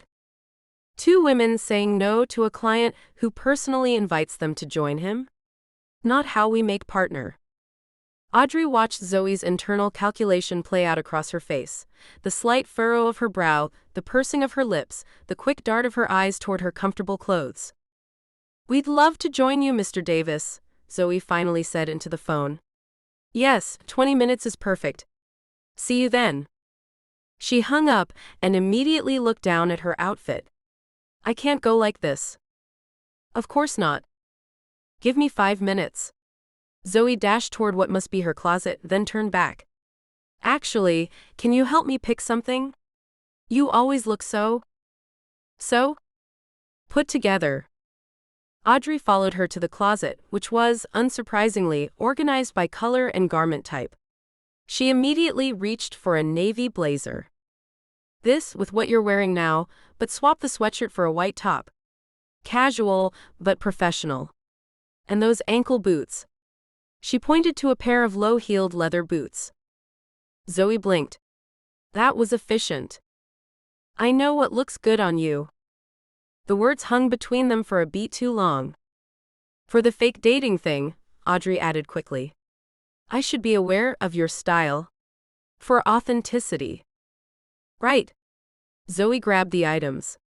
I'll change in the bathroom. Make yourself comfortable. Left alone again, Audrey wandered back to the living area. She paused at the bookshelf, noting titles she recognized from their law school days. Her fingers traced the spine of constitutional law and theory, remembering how they'd once argued for 3 hours straight about judicial interpretation over lukewarm coffee in the library. On Zoe's desk sat a closed planner with sticky notes peeking out from all sides. Beside it, a small framed award from their first-year moot court competition. Zoe had won Best Oralist. Audrey remembered being furious at coming in second that day. Ready, Zoe announced, emerging from the bathroom transformed. The blazer fit her perfectly, and she'd thrown her hair into a low twist, a few curls escaping around her face. Perfect, Audrey said, meaning it. The Barrel Room was dim and upscale, all dark wood and amber lighting. Hector Davis sat at a private table in the back, surrounded by small glasses of whiskey in various shades of gold and brown. My favorite legal team, he boomed, standing to greet them. At 62, Davis was a barrel-chested man with silver hair and the perpetual flush of someone who enjoyed fine spirits regularly. Come sit. We're only on the second tasting.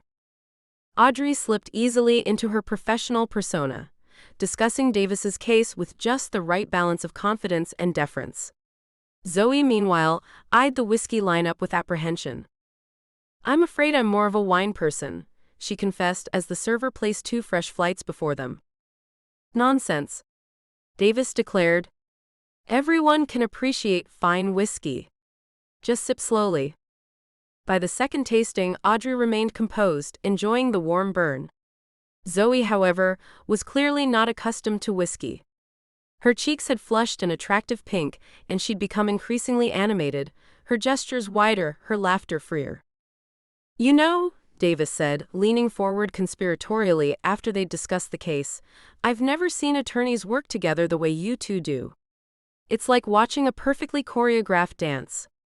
How long have you been together? Audrey seamlessly slipped into performance mode. Since law school, actually. Though it took us years to admit there was something there. We were always competing, she continued, warming to the story they'd rehearsed. Always trying to outdo each other. I thought she was too rigid. And I thought she was too cocky. Zoe cut in unexpectedly, her voice warm with amusement. Audrey glanced at her, surprised by the natural delivery. But then we got assigned to a case together last year, Zoe continued, picking up the thread as if they'd practiced this exact version. And I realized all that fire wasn't just showing off, she really cared about the law. About doing things right. Audrey felt something flutter in her chest. We argued whether precedent from the Mitchell case applied, Audrey added, playing along. And then? I showed up at her office at midnight with 17 case citations proving I was right, Zoe finished, smiling. 16 citations, Audrey corrected. The Brenner dissent didn't apply. It absolutely applied. It was jurisdictionally distinct. It was. Davis burst out laughing. See? This is exactly what I'm talking about. You two finish each other's arguments. Best legal team I've ever had. They both reached for the same whiskey glass at once, their fingers touching.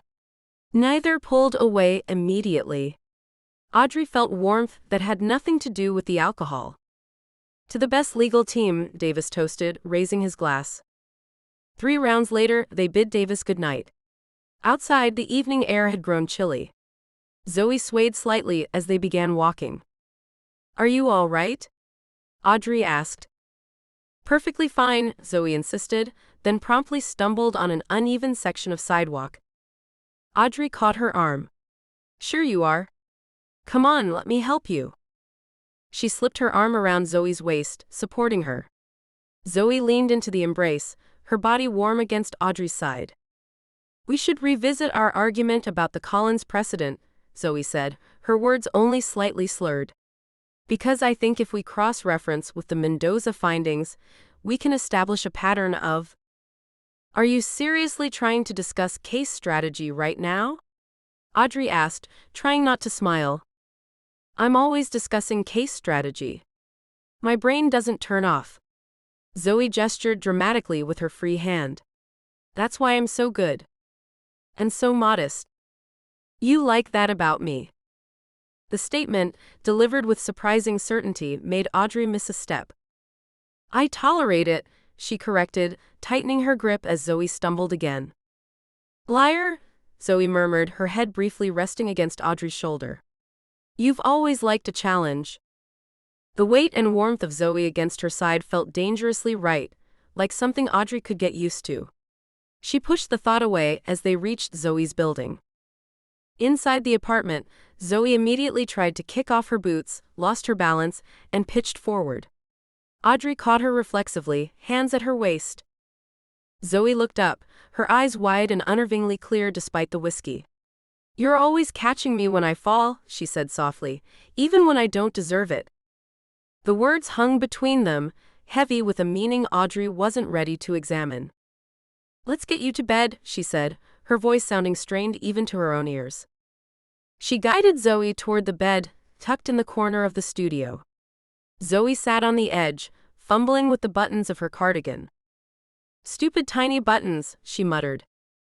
After watching her struggle for a moment, Audrey hesitantly stepped forward. Let me help. Zoe dropped her hands, looking up with an expression of such unguarded trust that Audrey almost stepped back. Instead, she carefully worked the buttons open, her fingers occasionally brushing against the soft fabric of Zoe's shirt underneath. The intimacy of the moment wasn't lost on her, standing between Zoe's knees, helping her undress, however innocently. As she eased the cardigan off Zoe's shoulders, a glint of silver caught her eye. Around Zoe's wrist was a delicate chain bracelet with a tiny silver gavel charm. Audrey's fingers froze, recognizing it instantly. The Northwestern Law School Debate Championship. Senior year. Audrey and Zoe had faced off in the finals, and for once, Zoe had won. The charm had been part of the winner's gift, a silly thing, but prestigious in their competitive circle. Zoe had kept it. All these years. Audrey's breath caught as her fingertips hovered over the bracelet. You still have this. Zoe glanced down at her wrist, her expression suddenly vulnerable. To remind me of my first real win, she mumbled, curling her legs up onto the bed. She reached for Audrey's hand. Don't go yet. Please. Before Audrey could respond, Zoe's eyes fluttered closed. Her breathing evened out within seconds, her hand still loosely holding Audrey's. Gently, Audrey extracted her fingers and pulled a blanket over Zoe's sleeping form. She stood watching for a moment, taking in the peaceful expression that had replaced Zoe's usual intensity. She should leave. That would be the smart thing to do. Instead, Audrey found herself settling onto Zoe's couch, kicking off her heels and reaching for the case file on the coffee table. If she was going to stay, she might as well be productive. Hours later, as the first hint of dawn appeared through the windows, Audrey wrote a note on a sticky pad. Aspirin and water. Client meeting at 10. I'll bring coffee. A. She placed it beside a glass of water and 2 aspirin on Zoe's nightstand. Before leaving, she paused at the bedside, looking down at Zoe's peaceful face, curls spilling across the pillow. In the quiet of early morning, with no one to witness the admission, Audrey acknowledged the truth she'd been avoiding. What she felt for Zoe Hart had crossed the line from performance into something far more dangerous and real. Something that terrified her more than any case ever could. 7. Cross-examination. Zoe groaned as consciousness dragged her from blissful darkness into painful awareness. Even with her eyes still closed, the throbbing inside her skull announced itself with all the subtlety of a jackhammer. She gingerly cracked one eyelid open, and immediately regretted it when sunlight stabbed through her retina like a laser beam. "Oh God," she muttered, throwing an arm across her face. Memories from the previous night filtered back in disjointed flashes. The client's surprise whiskey tasting. The warm burn of alcohol. Audrey's steady arm around her waist as they left. Leaning against Audrey in the cab. Rambling extensively about her mother, while Audrey listened with uncharacteristic patience.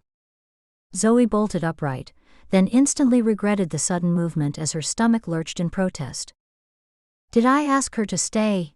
she whispered into the empty room, mortification creeping over her like a rash. There had been a moment, right as Audrey was helping her into bed, when she'd grabbed Audrey's wrist and said, "Something." The exact words were lost in the alcoholic haze, but the look on Audrey's face remained crystal clear, surprise followed by something softer and more dangerous. Zoe forced herself to look around the room. No sign of Audrey, thank God. But on her nightstand sat a glass of water, 2 aspirin tablets, and a pale blue sticky note. She reached for it with trembling fingers. Didn't know the great Zoe Hart was a 2-drink lightweight. Impressive legal analysis of whiskey flavors though. Try the tea. The handwriting was precise and elegant, unmistakably Audrey's. Zoe's gaze drifted to a mug beside the water glass, a teabag tag hanging over its edge. The message was dripping with Audrey's signature sarcasm, but the care behind the gesture, the water, the pain relievers, the tea, made Zoe's stomach flip in a way that had nothing to do with her hangover. "Get it together," she muttered, swallowing the aspirin with a wince. She forced herself to stand, wobbling slightly as she moved toward the bathroom. The sight that greeted her in the mirror was every bit as grim as she'd feared. Smudged mascara, tangled hair, and eyes that looked like they'd witnessed war crimes. As she stepped into the shower, her brain unhelpfully replayed fragments from the night before. Audrey's gentle hands helping her remove her blouse when her own fingers proved too clumsy for buttons. The flash of recognition in Audrey's eyes when she'd spotted something on Zoe's wrist. The charm bracelet. Zoe's hand flew to her bare wrist, panic surging through her. She rushed out of the shower, barely bothering to wrap a towel around herself as she frantically searched her bedroom. She finally found it on her dresser, carefully arranged instead of carelessly tossed. The small silver debate gavel charm caught the light, a relic from a life Zoe had worked hard to leave behind. Audrey had seen it. Audrey, who never forgot a detail. Who would know exactly what it meant, and when Zoe had acquired it, during their final debate competition in college, the night everything between them had almost changed. Shit, Zoe chanted, clasping the bracelet on her wrist with shaking hands. By 7:15 a.m. Zoe was already at her desk at Kingswell & Crane, hair still slightly damp but impeccably dressed in her sharpest charcoal suit. She'd arrived a full hour early, determined to avoid any awkward morning-after encounters with Audrey. The office was blissfully quiet, giving her the space to collect her thoughts and bury herself in work, the most reliable escape she'd ever found. She opened the Taylor case file, forcing herself to focus on the impending class action rather than the jumbled mess of her personal life. But even as she reread the same paragraph for the third time, her hand kept drifting to the charm bracelet on her wrist, her fingers absently tracing the outline of the tiny silver gavel. How much had Audrey really seen last night? How much had Zoe revealed? The uncertainty made her skin crawl. Zoe Hart did not do uncertainty. She prepared, she planned, she controlled variables. Last night had been the opposite of control, a free fall without a parachute with Audrey as the only witness. Early bird catches the partnership, huh? Zoe startled, knocking a stack of papers to the floor. Simone Harris from HR stood in her doorway, immaculate in a floral dress with a knowing smile that made Zoe instantly suspicious. "Just catching up on some work," Zoe said, bending to retrieve the scattered documents. "What brings you by so early, Simone?" "Just a quick gala seating question." Simone stepped fully into the office, closing the door behind her with a soft click that somehow sounded ominous. "We have you and Audrey at table 3 with the Sanfords and the Rileys. Prime real estate right up front." Zoe's stomach tightened. Of course. Another conversation about her fake relationship. She forced her face into what she hoped was a polite, professional smile, while mentally calculating the fastest escape route from this conversation. "That's fine. Thank you for checking." "The seating chart's just a formality, really," Simone continued, perching on the edge of Zoe's desk with comfortable familiarity. "Everyone knows you lovebirds will be circulating the room together anyway." "Lovebirds? That's a bit." Zoe trailed off, unsure how to finish the sentence without giving herself away. "Oh please," Simone waved dismissively. "No need to be modest. The whole office has seen how you two look at each other." Zoe's mouth went dry. "What do you mean?" "I just came by to give you a heads up about the office pool." "Office pool?" "About when you and Audrey will make the big announcement."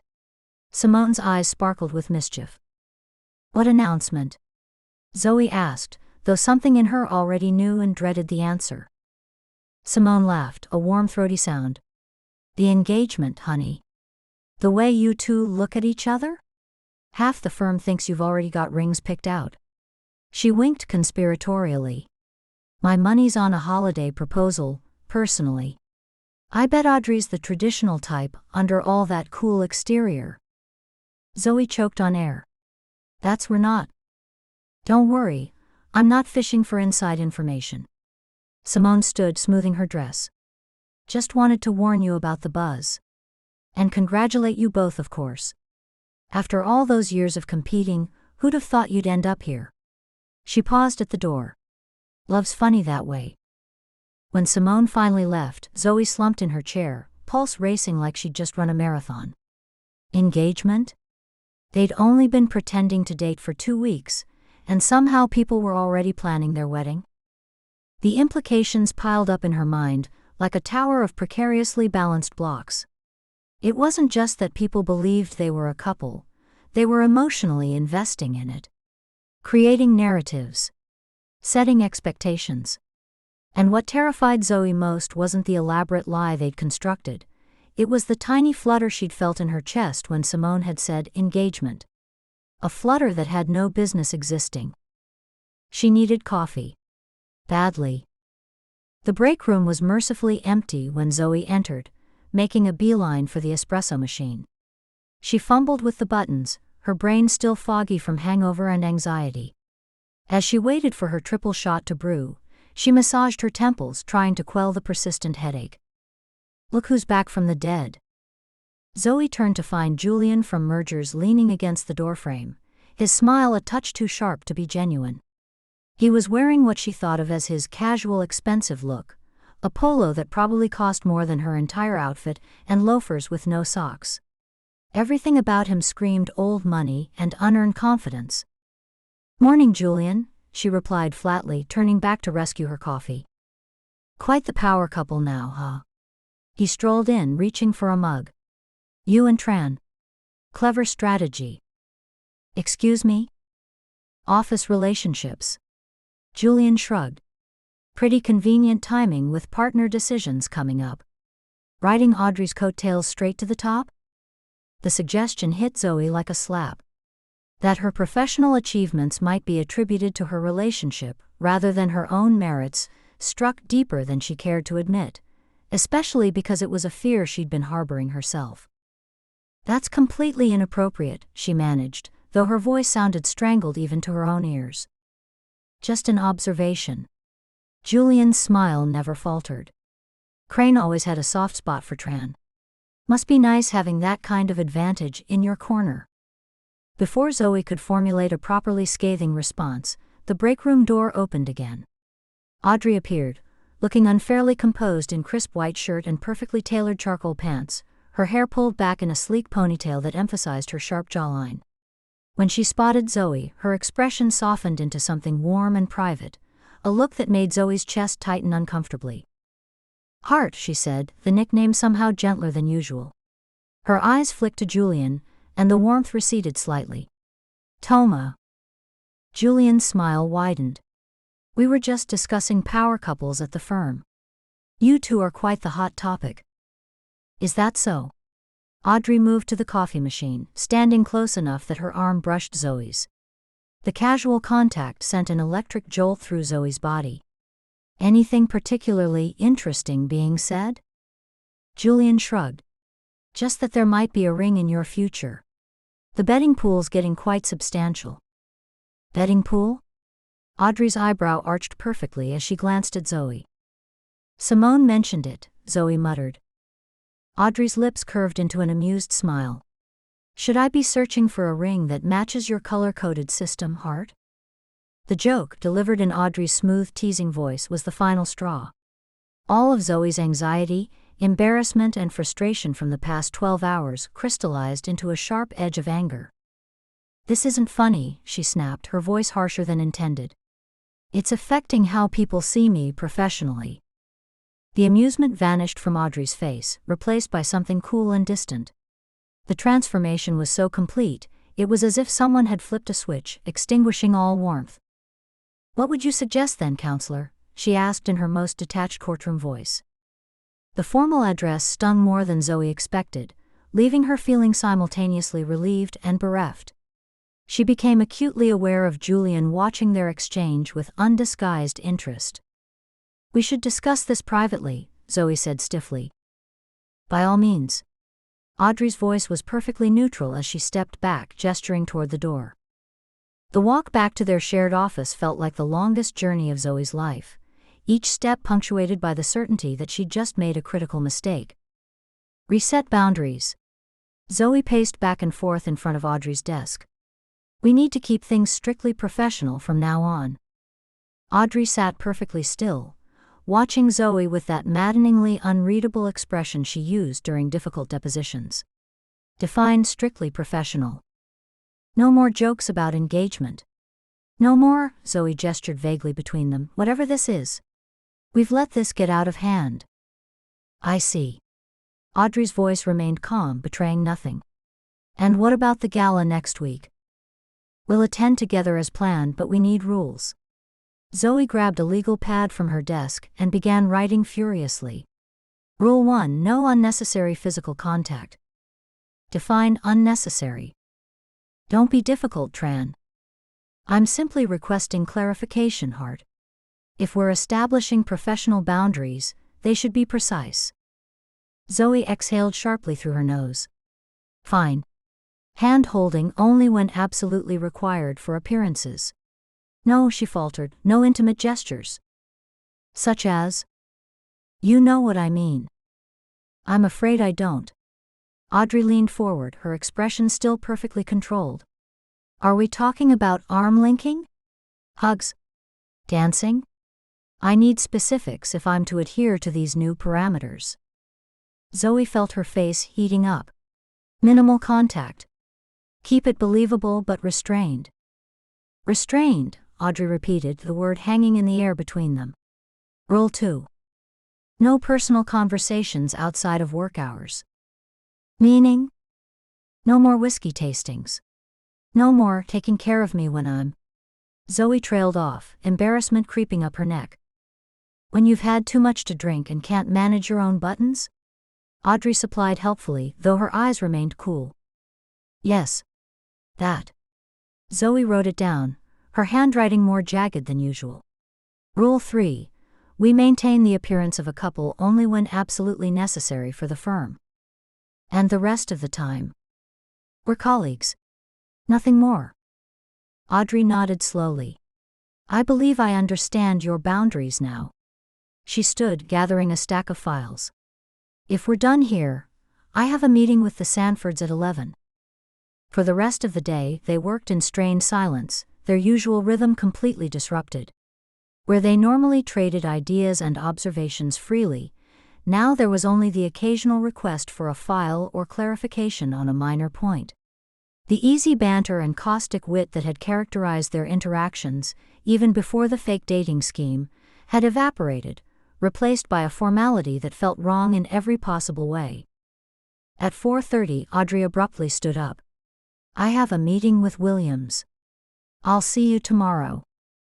Zoe watched her gather her things, a strange hollow feeling expanding in her chest. The Williams meeting isn't until Friday. Audrey paused, her back to Zoe. I rescheduled. Without another word or backward glance, she walked out, closing the door with a soft click that somehow felt like a slammed door. Alone in the suddenly too quiet office, Zoe dropped her head into her hands.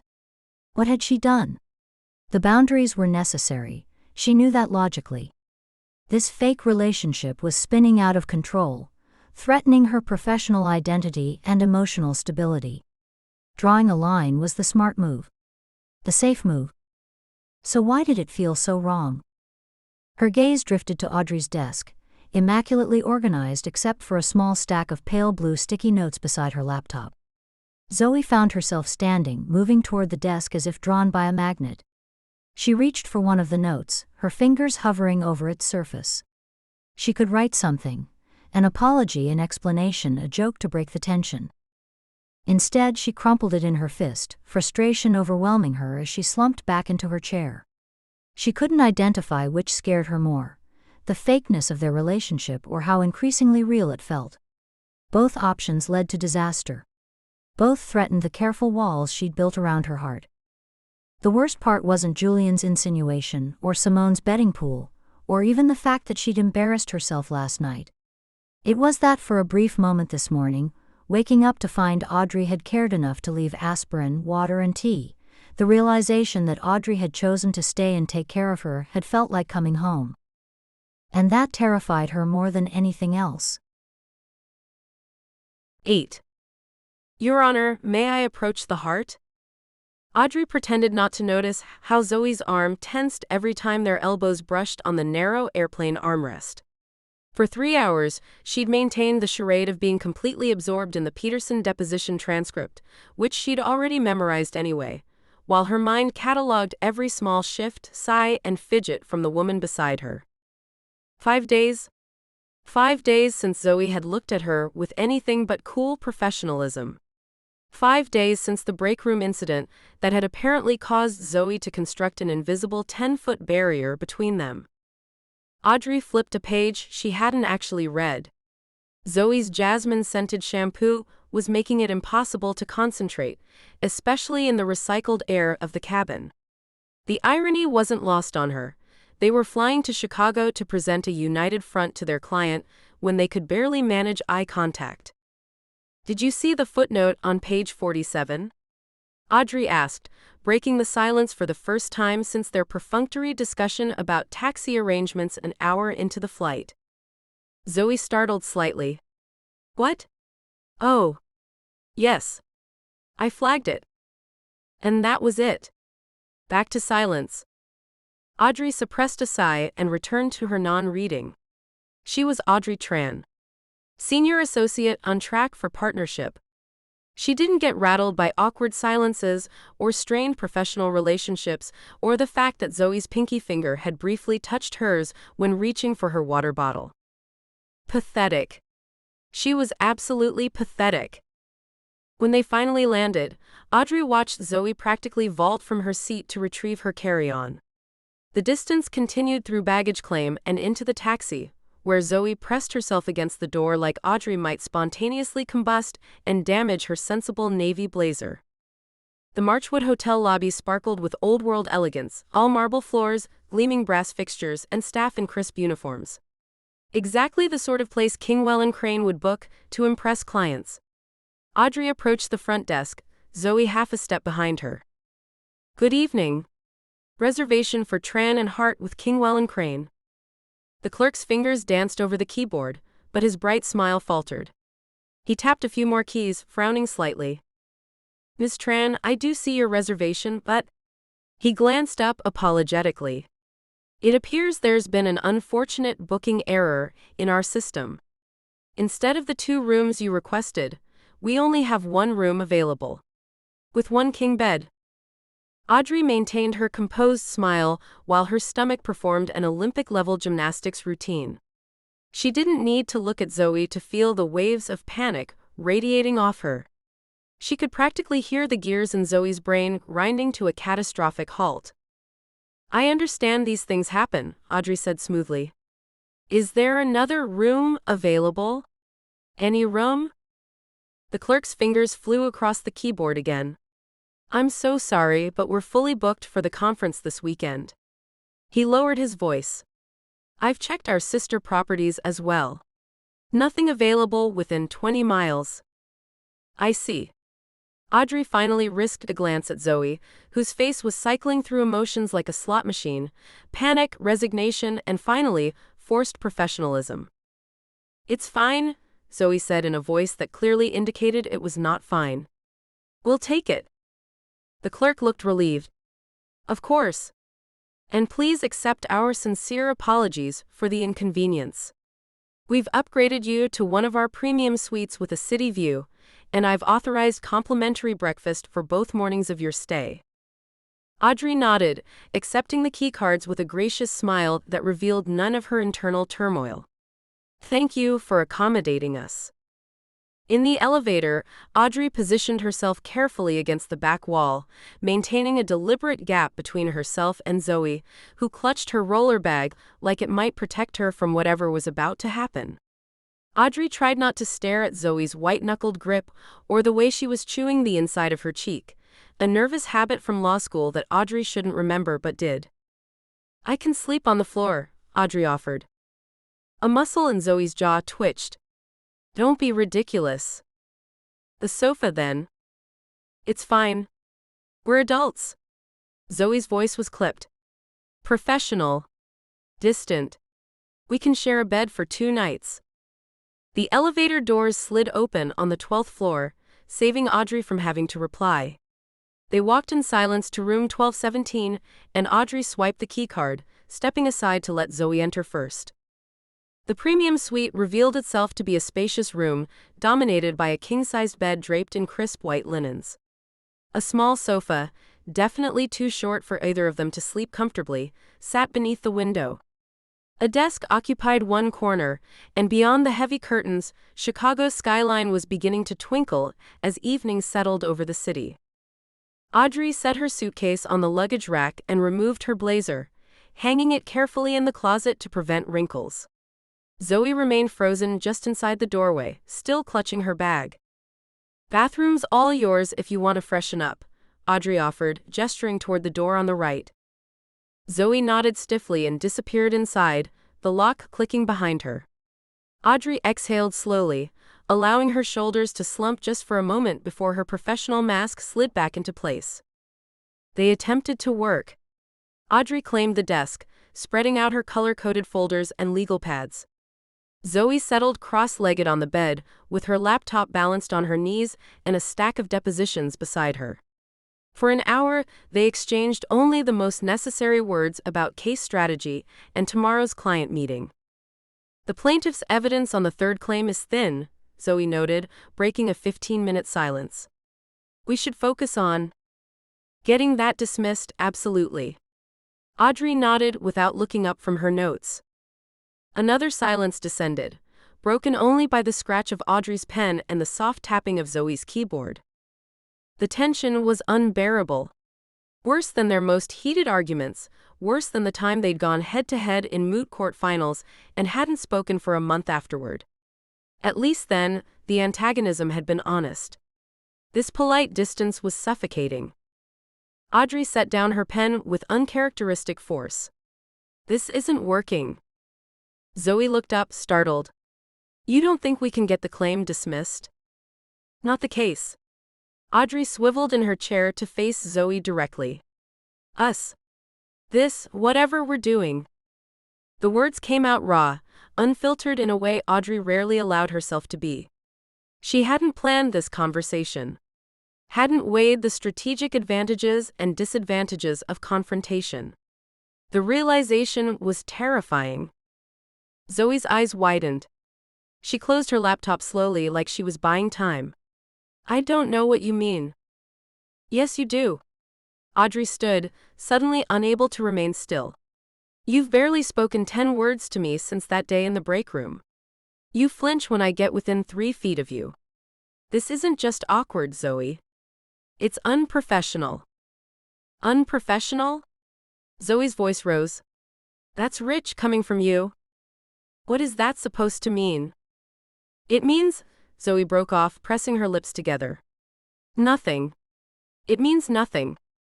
Audrey moved to sit on the edge of the bed, maintaining enough distance to be respectful, but close enough to see the flecks of gold in Zoe's eyes. She caught the subtle intake of breath, the way Zoe's fingers tightened around her laptop. I'm tired, Zoe. Audrey's voice softened. I'm tired of being the one who doesn't feel things out loud. The admission hung between them, more vulnerable than Audrey had intended. She could feel her carefully constructed facade beginning to crack. Part of her wanted to take the words back, to retreat behind the cool competence that had carried her through every professional and personal challenge. But a larger part was simply exhausted from the effort of pretending. What do you want me to say? Zoe asked, her voice barely above a whisper. The truth would be nice. Audrey's smile was small and sad. But I'll settle for anything that isn't this, choreographed avoidance.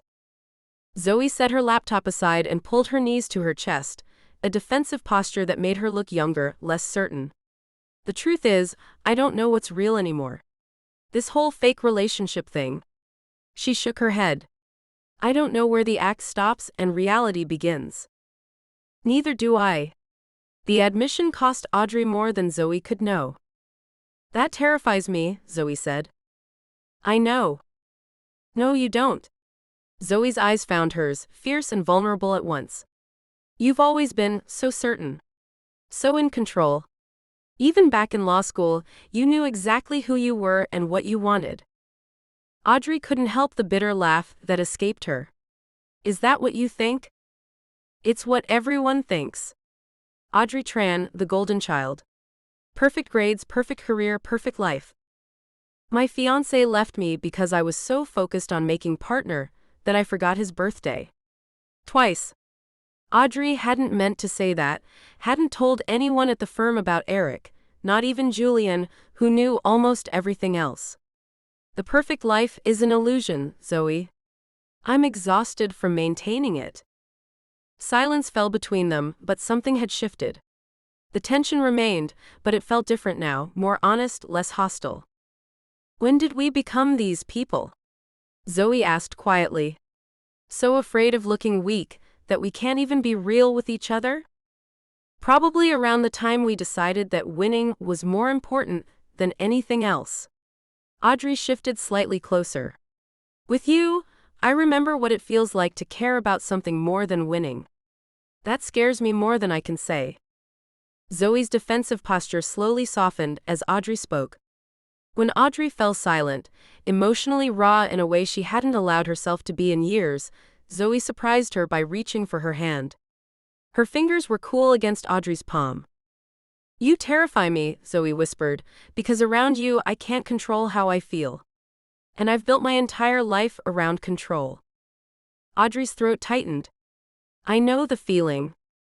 Outside, Chicago's lights reflected off low-hanging clouds, casting the room in a soft amber glow. Zoe's hand remained in hers, their fingers gradually entwining in a way that felt more intimate than any of the stage touches they'd performed for their colleagues. "Do you remember that night in the library?" Zoe asked suddenly. "Third year during finals week?" Audrey nodded. How could she forget? They'd been the only two students left in the law library at 3 in the morning. Competitive as always, neither willing to be the first to leave. "You brought me coffee," Zoe said. "Black with 1 sugar. I never told you how I took my coffee, but somehow you knew. You always ordered the same thing at the campus cafe. I notice details." "That's just it." Zoe's thumb traced small circles on Audrey's palm. "You notice everything. It makes me feel exposed?" Audrey suggested. "Seen?" Zoe's eyes met hers. "Which is much more terrifying." Something cracked open in Audrey's chest, a door she'd sealed shut years ago. "We almost kissed that night." "I know. I wanted to."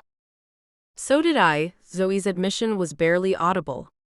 "I've spent 5 years pretending I didn't." They shifted closer, drawn by some invisible gravity. Somehow they'd moved to sit side by side against the headboard, shoulders touching. Audrey could feel Zoe's warmth through the thin fabric of her blouse, could smell that jasmine shampoo that had been driving her crazy on the plane. "I'm not good at this," Audrey admitted. "The vulnerability thing." "And you think I am?" Zoe laughed softly. "I color code my emotions in my planner." "Of course you do." Audrey felt her lips curve into a smile. "What color am I?" Zoe's eyes darkened. "You've always been red." "Anger." "Danger." Zoe's gaze dropped to Audrey's lips. "Passion." The air between them changed, charged with something electric and unavoidable. Audrey leaned in slowly, giving Zoe time to pull away. When she didn't, Audrey closed the final distance between them. Their kiss started gentle, almost hesitant, nothing like the confident performance they'd put on for their colleagues. Zoe's lips were soft, yielding in a way that made Audrey's heart race. When Zoe's hand came up to cup her face, thumb tracing the line of her jaw, Audrey felt something inside her unravel. The kiss deepened, and with it, Audrey's carefully constructed walls crumbled completely. She tasted mint and coffee and something essentially Zoe. There was no strategy here, no calculated moves, just the honest need she'd been denying for longer than she cared to admit. When they finally separated, breathless and vulnerable, Audrey rested her forehead against Zoe's. "That wasn't fake." "No." Zoe's voice was husky. "It definitely wasn't." They stayed like that, breathing each other's air, until Zoe pulled back slightly. Audrey braced herself for regret or panic, but instead, Zoe smiled, a real smile, not the tight professional one she'd been wearing for days. "It's late," Zoe said softly. "We should probably sleep." They didn't bother with the pretense of separate sides. Still fully clothed, they settled under the covers, Zoe's head finding the hollow of Audrey's shoulder as if it belonged there. In the quiet darkness, Audrey traced idle patterns on Zoe's palm, memorizing the lines and calluses. "I'm still terrified," Zoe murmured against her collarbone. "Me too." Audrey pressed a kiss to the top of Zoe's head. "But I think that might be okay." As sleep began to claim her, Audrey realized with perfect clarity that whatever happened next wouldn't be a performance. For the first time in years, she was completely, honestly herself. No strategy, no careful calculation of risks and rewards. Just Audrey holding Zoe, feeling more than thinking. It was the most dangerous thing she'd ever done. And she couldn't bring herself to regret it. 9. Closing arguments. Zoe's heel tapped against the polished floor of the elevator as it climbed to the 32nd floor. She checked her watch, smoothed her skirt, adjusted her blazer, her usual Monday morning ritual designed to center her for the week ahead. But today, the familiar routine felt like a betrayal of the chaos inside her. Chicago had changed everything. She touched her lips absently, the ghost of Audrey's kiss still lingering 3 days later. The softness, the hesitation that had melted into certainty. the way Audrey's fingers had traced her jawline like she was something precious and breakable. "Stop it," Zoe muttered to herself, forcing her hand away from her face as the elevator doors slid open. She had a deposition to prep, interrogatories to review, and a motion to file by 4. These were concrete things. Manageable things. Not like the undefined, unnameable thing that had sprouted between her and Audrey in that hotel room. The office was already humming with activity. Zoe nodded at the receptionist, sidestepped a mail cart, and pointedly ignored the way 2 paralegals stopped their conversation to watch her pass. 3 days away had clearly done nothing to dampen the office gossip. She paused outside their shared office, taking a deep breath before pushing the door open, but Audrey wasn't there yet. Zoe exhaled, relieved and disappointed in equal measure. She arranged her laptop, notepad, and color-coded pens with precise movements, then pulled out the case files they'd need to review. When the door opened 15 minutes later, Zoe kept her eyes fixed on the document before her, as if the opposing counsel's interrogatories were the most fascinating thing she'd ever read. "Morning." Just one word in that smooth, confident voice, and Zoe's carefully constructed composure threatened to crumble. She looked up. Audrey stood in the doorway, elegant in a pale gray suit that shouldn't have been memorable but somehow was. Her hair was pulled back in its usual sleek ponytail, her expression calm and collected, but her eyes held something warm and private when they met Zoe's. "Hi," Zoe managed, her voice sounding strange to her own ears. "I pulled the Fisher deposition prep. Thought we could finalize our approach before tomorrow." Audrey nodded, moving to her desk with a casual grace that made Zoe acutely aware of her own rigid posture. "I had some thoughts about that on the flight back. Their expert's qualification statement has at least 3 vulnerable points we could exploit." "I flagged those too," Zoe said, reaching for a folder and finding her footing in the familiar territory of legal strategy. Page 14. "They're claiming industry experience, but their CV shows a 2-year gap." "Exactly." Audrey smiled, a genuine expression that made her eyes crinkle at the corners. "And their statistical methodology is inconsistent with their published work from 2018. Zoe found herself smiling back, the tension in her shoulders easing slightly. "I found that too. I've marked it on page 23. They fell into work with surprising ease, the awkwardness Zoe had feared dissolving into their usual rhythm of legal analysis and strategic planning. But there was something new beneath the familiar patterns, a heightened awareness of Audrey's movements, the way she tapped her pen against her lower lip when thinking, the subtle scent of her perfume when she leaned over Zoe's desk to examine a document. "Here," Zoe said, sliding a brief across the desk. Their fingers brushed, and neither pulled away immediately. The casual contact sent a jolt of electricity up Zoe's arm, and she found herself unable to remember what point she'd been about to make. "The causation argument," Audrey prompted softly, her fingers still resting lightly against Zoe's. "Right," Zoe said, clearing her throat and reluctantly withdrawing her hand. "I think we can strengthen our position if we reframe the timing of the exposure periods." Audrey nodded, her eyes lingering on Zoe's face a moment longer than necessary before returning to the document. "Smart. Very smart. Let's draft that section together." They worked through the morning with an almost eerie synchronicity, finishing each other's legal arguments, anticipating questions before they were asked, building on each other's ideas until their strategy felt bulletproof. It was their best work yet, and Zoe couldn't help wondering if what had happened in Chicago had somehow unlocked a deeper level of connection between them. At noon, Audrey stood and stretched, the movement drawing Zoe's eyes despite her best efforts. "I need to grab these surveillance reports from records. Want me to bring back lunch? That Thai place you like delivers now." The thoughtfulness of the gesture made something warm unfurl in Zoe's chest. "That would be great. Thanks." Audrey paused at the door, her expression softening. "Pad Thai, extra lime, no bean sprouts?" Zoe blinked, surprised that Audrey remembered her exact order. "Perfect." After Audrey left, Zoe allowed herself a moment to drop her professional mask. She leaned back in her chair, closed her eyes, and let the reality of her situation wash over her. She was falling for Audrey Tran. Had been falling maybe since law school, though she'd disguised it as rivalry and competition for so long she'd almost convinced herself. Chicago had simply made it impossible to keep lying. She gathered the deposition notes they'd prepared and headed to the partners' conference room to drop them in Crane's box. The hallway was quiet except for the muted sounds of phones ringing and keyboards clicking behind closed doors. As she approached the conference room, the door stood slightly ajar and voices drifted out. Question is whether Tran's really ready for partnership track, despite Nadine's enthusiasm. Zoe froze, her hand suspended in midair. She's certainly qualified on paper, another voice, Harrison's she thought, replied. But there are perception issues with her accelerated promotion track. Precisely my concern. That was definitely Whitman, the most conservative of the senior partners.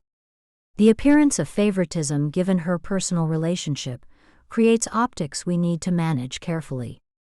Zoe's heart hammered against her ribs as she stood motionless in the hallway, the manila folder clutched to her chest like a shield. Crane insists both Tran and Hart are exceptional talents, regardless of their relationship status. Nadine's always had a soft spot for them both. Perhaps we should consider postponing Tran's partnership consideration until the optics improve. Whitman's voice had taken on that falsely reasonable tone he used in court when delivering his most devastating arguments. Hart's good, but is their relationship clouding Crane's judgment about Tran's merit? The words hit Zoe like a physical blow. She stumbled back from the door, suddenly desperate not to be caught eavesdropping. She practically ran back to their office, depositing the folder on her desk with trembling hands. Audrey's career. They were talking about delaying or denying Audrey's partnership because of their supposed relationship. Because of her. Zoe sat heavily in her chair, the conversation replaying in her mind. Audrey had worked twice as hard as anyone else at the firm.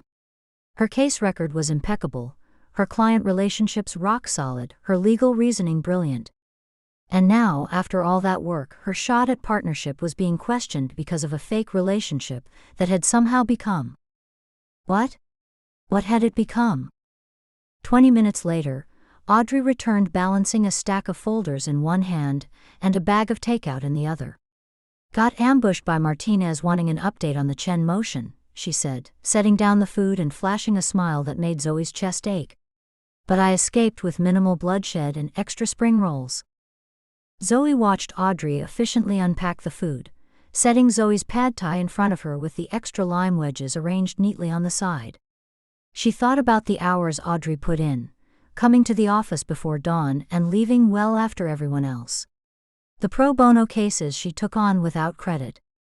The meticulous research, the flawless arguments, the sheer tenacity that had carried her through every challenge the firm threw at her. You okay? Audrey asked, pausing with a container of green curry halfway to her desk. You look like you've seen a ghost.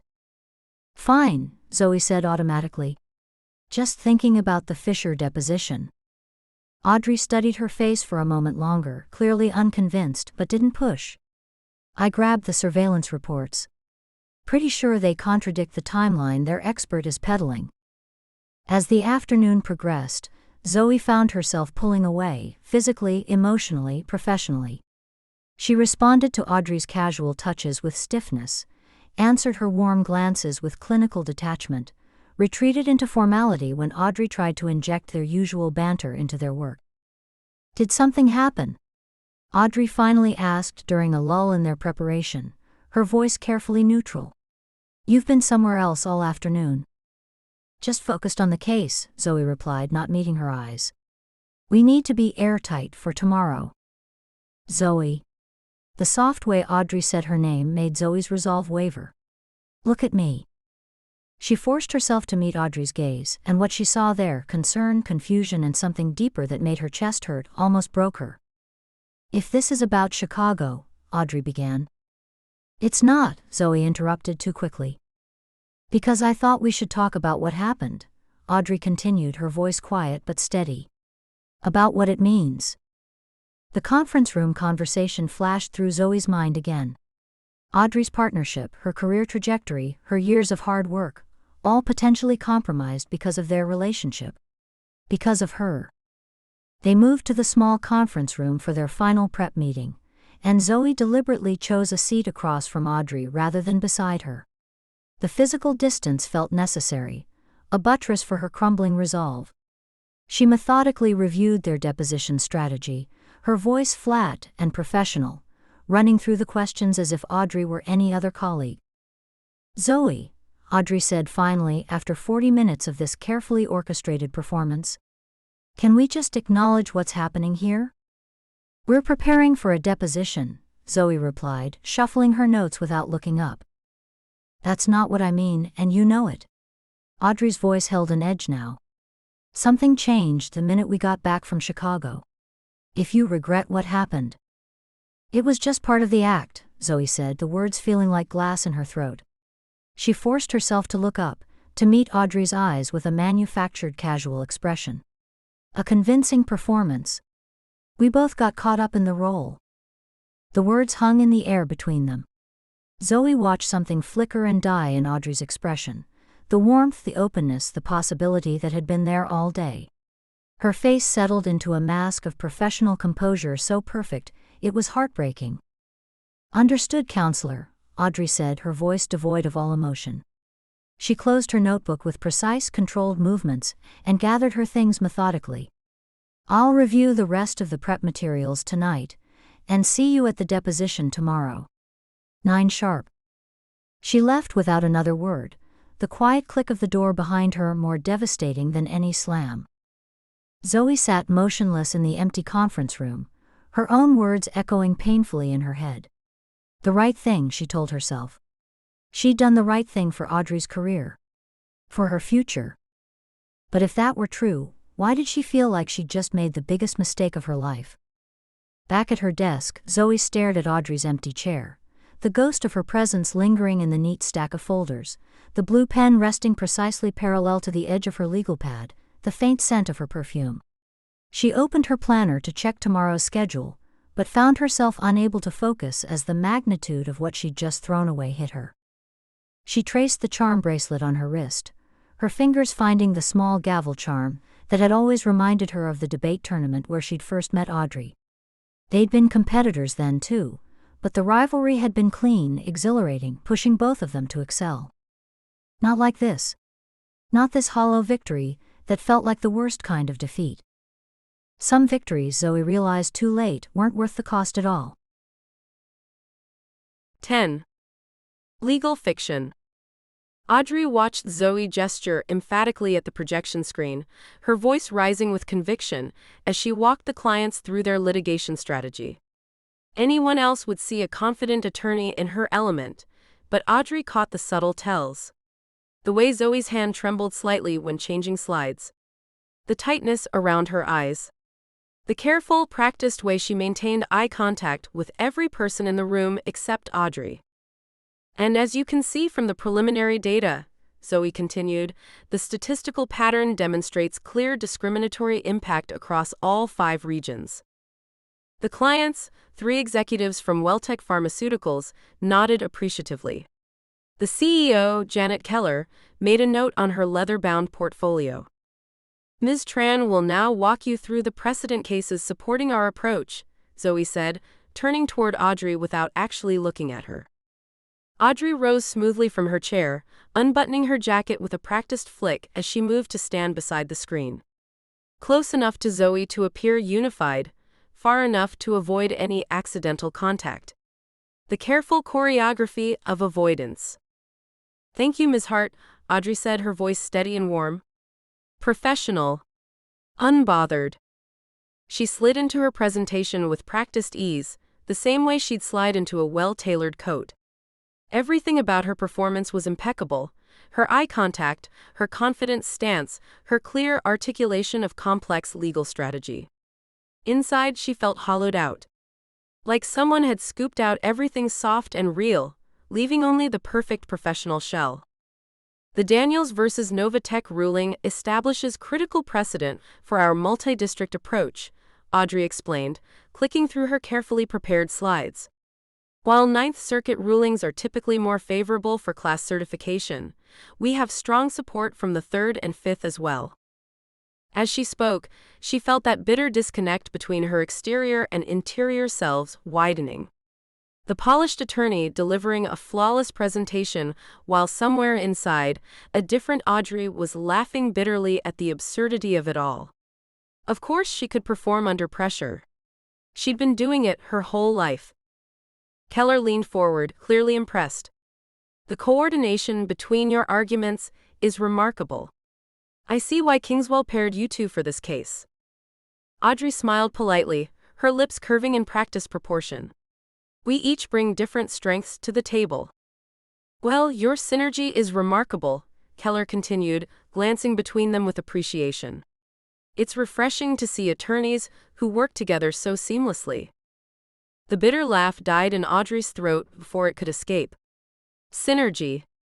As if they were components in a well-oiled machine rather than two people who'd spent a night tangled together in a Chicago hotel room before one of them decided it was all just an act.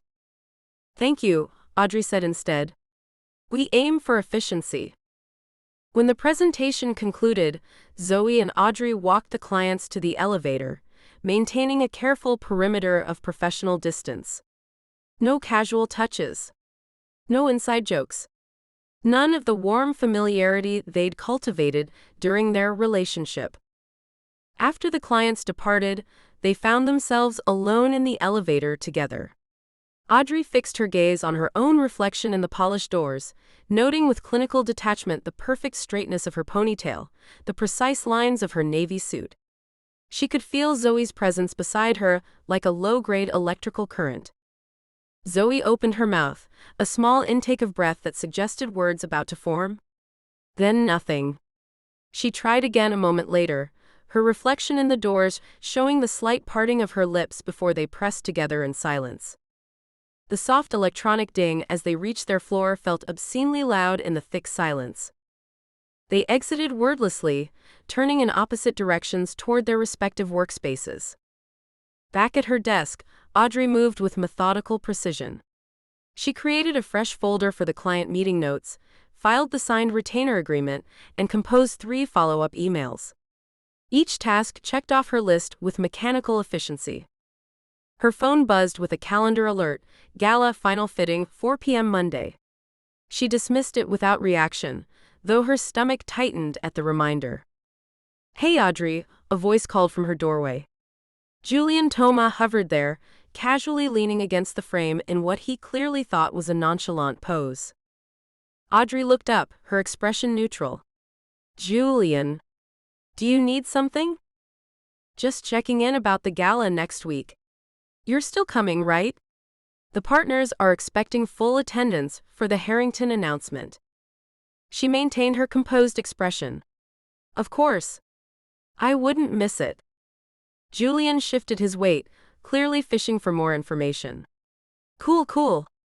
And is Hart your +1 or? Of course he would ask. Julian's connection to the office gossip network was legendary. Whatever she said would circulate through the firm within the hour. I haven't finalized my arrangements yet, she said smoothly, neither confirming nor denying. Julian's disappointment was almost comical. Oh. Well, if you need a wing person, I'm available. You know, for moral support. She raised one eyebrow slightly. I'll keep that in mind. After Julian retreated, Audrey turned back to her computer, pulling up the case law database. She immersed herself in research, reading opinions and highlighting relevant passages with focused intensity. Work had always been her refuge, the one place where emotional complications could be set aside in favor of clear, logical analysis. The office gradually emptied as evening fell. She barely noticed the changing light, the diminishing voices, the silence that settled over the floor. Working late meant not having to go home to an empty apartment filled with thoughts she wasn't ready to examine. At 9:17 p.m., her phone buzzed with a text from Cam. Dinner check-in? You alive? She typed back, working late. Rain check. Cam's reply was immediate. Takeout and tequila at your place? I can be there at 11. Audrey hesitated, then declined. Need space tonight. Tomorrow? Fine, but I'm bringing dumplings and you're telling me everything. Audrey set her phone face down without responding. There was nothing to tell, really. Nothing had happened. Nothing was happening. She'd believed in something that wasn't real again, and now she was picking up the pieces. Again. Standard operating procedure for Audrey Tran. Her apartment was dark when she finally arrived home, well after 10 p.m. She moved through the space with practiced routine, hanging her suit with precise care, changing into silk pajamas, heating water for tea. Each movement deliberate and measured. She carried her tea and a stack of case briefs to the living room, settling onto her sofa beneath the soft glow of her reading lamp. The familiar rhythm should have been comforting. It was her typical evening, after all. Nothing had changed. Except everything had changed. She stared at the same paragraph for 20 minutes, the words blurring into gray smudges as her mind circled back to Chicago, to Zoe, to the ache that had taken up permanent residence beneath her ribs. It was just part of the act. The words played on repeat in her mind, Zoe's voice flat and professional as she'd said them yesterday. As if their shared vulnerability in Chicago had been merely a tactical maneuver. Audrey set the brief aside, acknowledging defeat. She couldn't concentrate, couldn't compartmentalize the way she normally did. Something had broken through her carefully constructed barriers, and now the feelings were leaking everywhere, contaminating her work, her thoughts, her carefully organized life. She moved to her desk and pulled open the bottom drawer, retrieving a leather-bound notebook she'd never used. A gift from her therapist after her engagement to Michael had imploded. For processing thoughts you can't say out loud, Dr. Chen had explained. Audrey had thanked her politely and buried it in her drawer, confident she'd never need such an indulgent emotional outlet. The leather was soft beneath her fingers as she traced the cover. She carried it back to the sofa, hesitating before finally opening to the first blank page. She began tentatively, her pen barely touching the paper. I don't know how to do this. Then more firmly, I don't know how to write about feelings I've spent years pretending don't exist. But something has to give before I shatter completely. The words began flowing with unexpected intensity. Chicago changed something. Or maybe it just revealed what was already there. I keep telling myself I'm angry at Zoe for dismissing what happened between us, but the truth is I'm terrified. Because I wasn't acting either. Not in Chicago, not during those quiet moments in the office, not when I held her that night after the whiskey tasting. She frustrates me beyond reason. Her color-coded sticky notes. Her obsessive preparation. The way she overthinks every possible scenario. But she also challenges me in ways no one else does. She sees things I miss. She's fearless in court. And when she finally lets her guard down, when she shows that soft, uncertain part of herself she keeps so carefully hidden, I can't look away. Audrey paused, pen hovering over the page. Then, with a deep breath, she allowed herself a deeper honesty. I didn't want to admit this, even to myself, but I think I've been in love with Zoe since our first year of law school. I still remember watching her argue Briggs versus Sutton in Professor Hadley's class. She was terrified, I could tell by the way she gripped the podium, but her voice never wavered. She spoke with such fierce conviction about justice and equity that it took my breath away. I told myself my racing heart was competitive drive. That I just wanted to beat her. Win more cases. Get better grades. I've spent years burying those feelings under rivalry and professional distance. I told myself it was safer that way. That I couldn't risk my career on feelings. That she probably didn't even remember our almost moment at the law review party senior year. But now I know what it feels like to hold her. To feel her breath against my neck. To hear her whisper my name in that soft, vulnerable way. And I don't know how to go back to pretending. She wrote until her hand cramped, filling pages with thoughts she'd never allowed herself to fully form. About Chicago. About the case.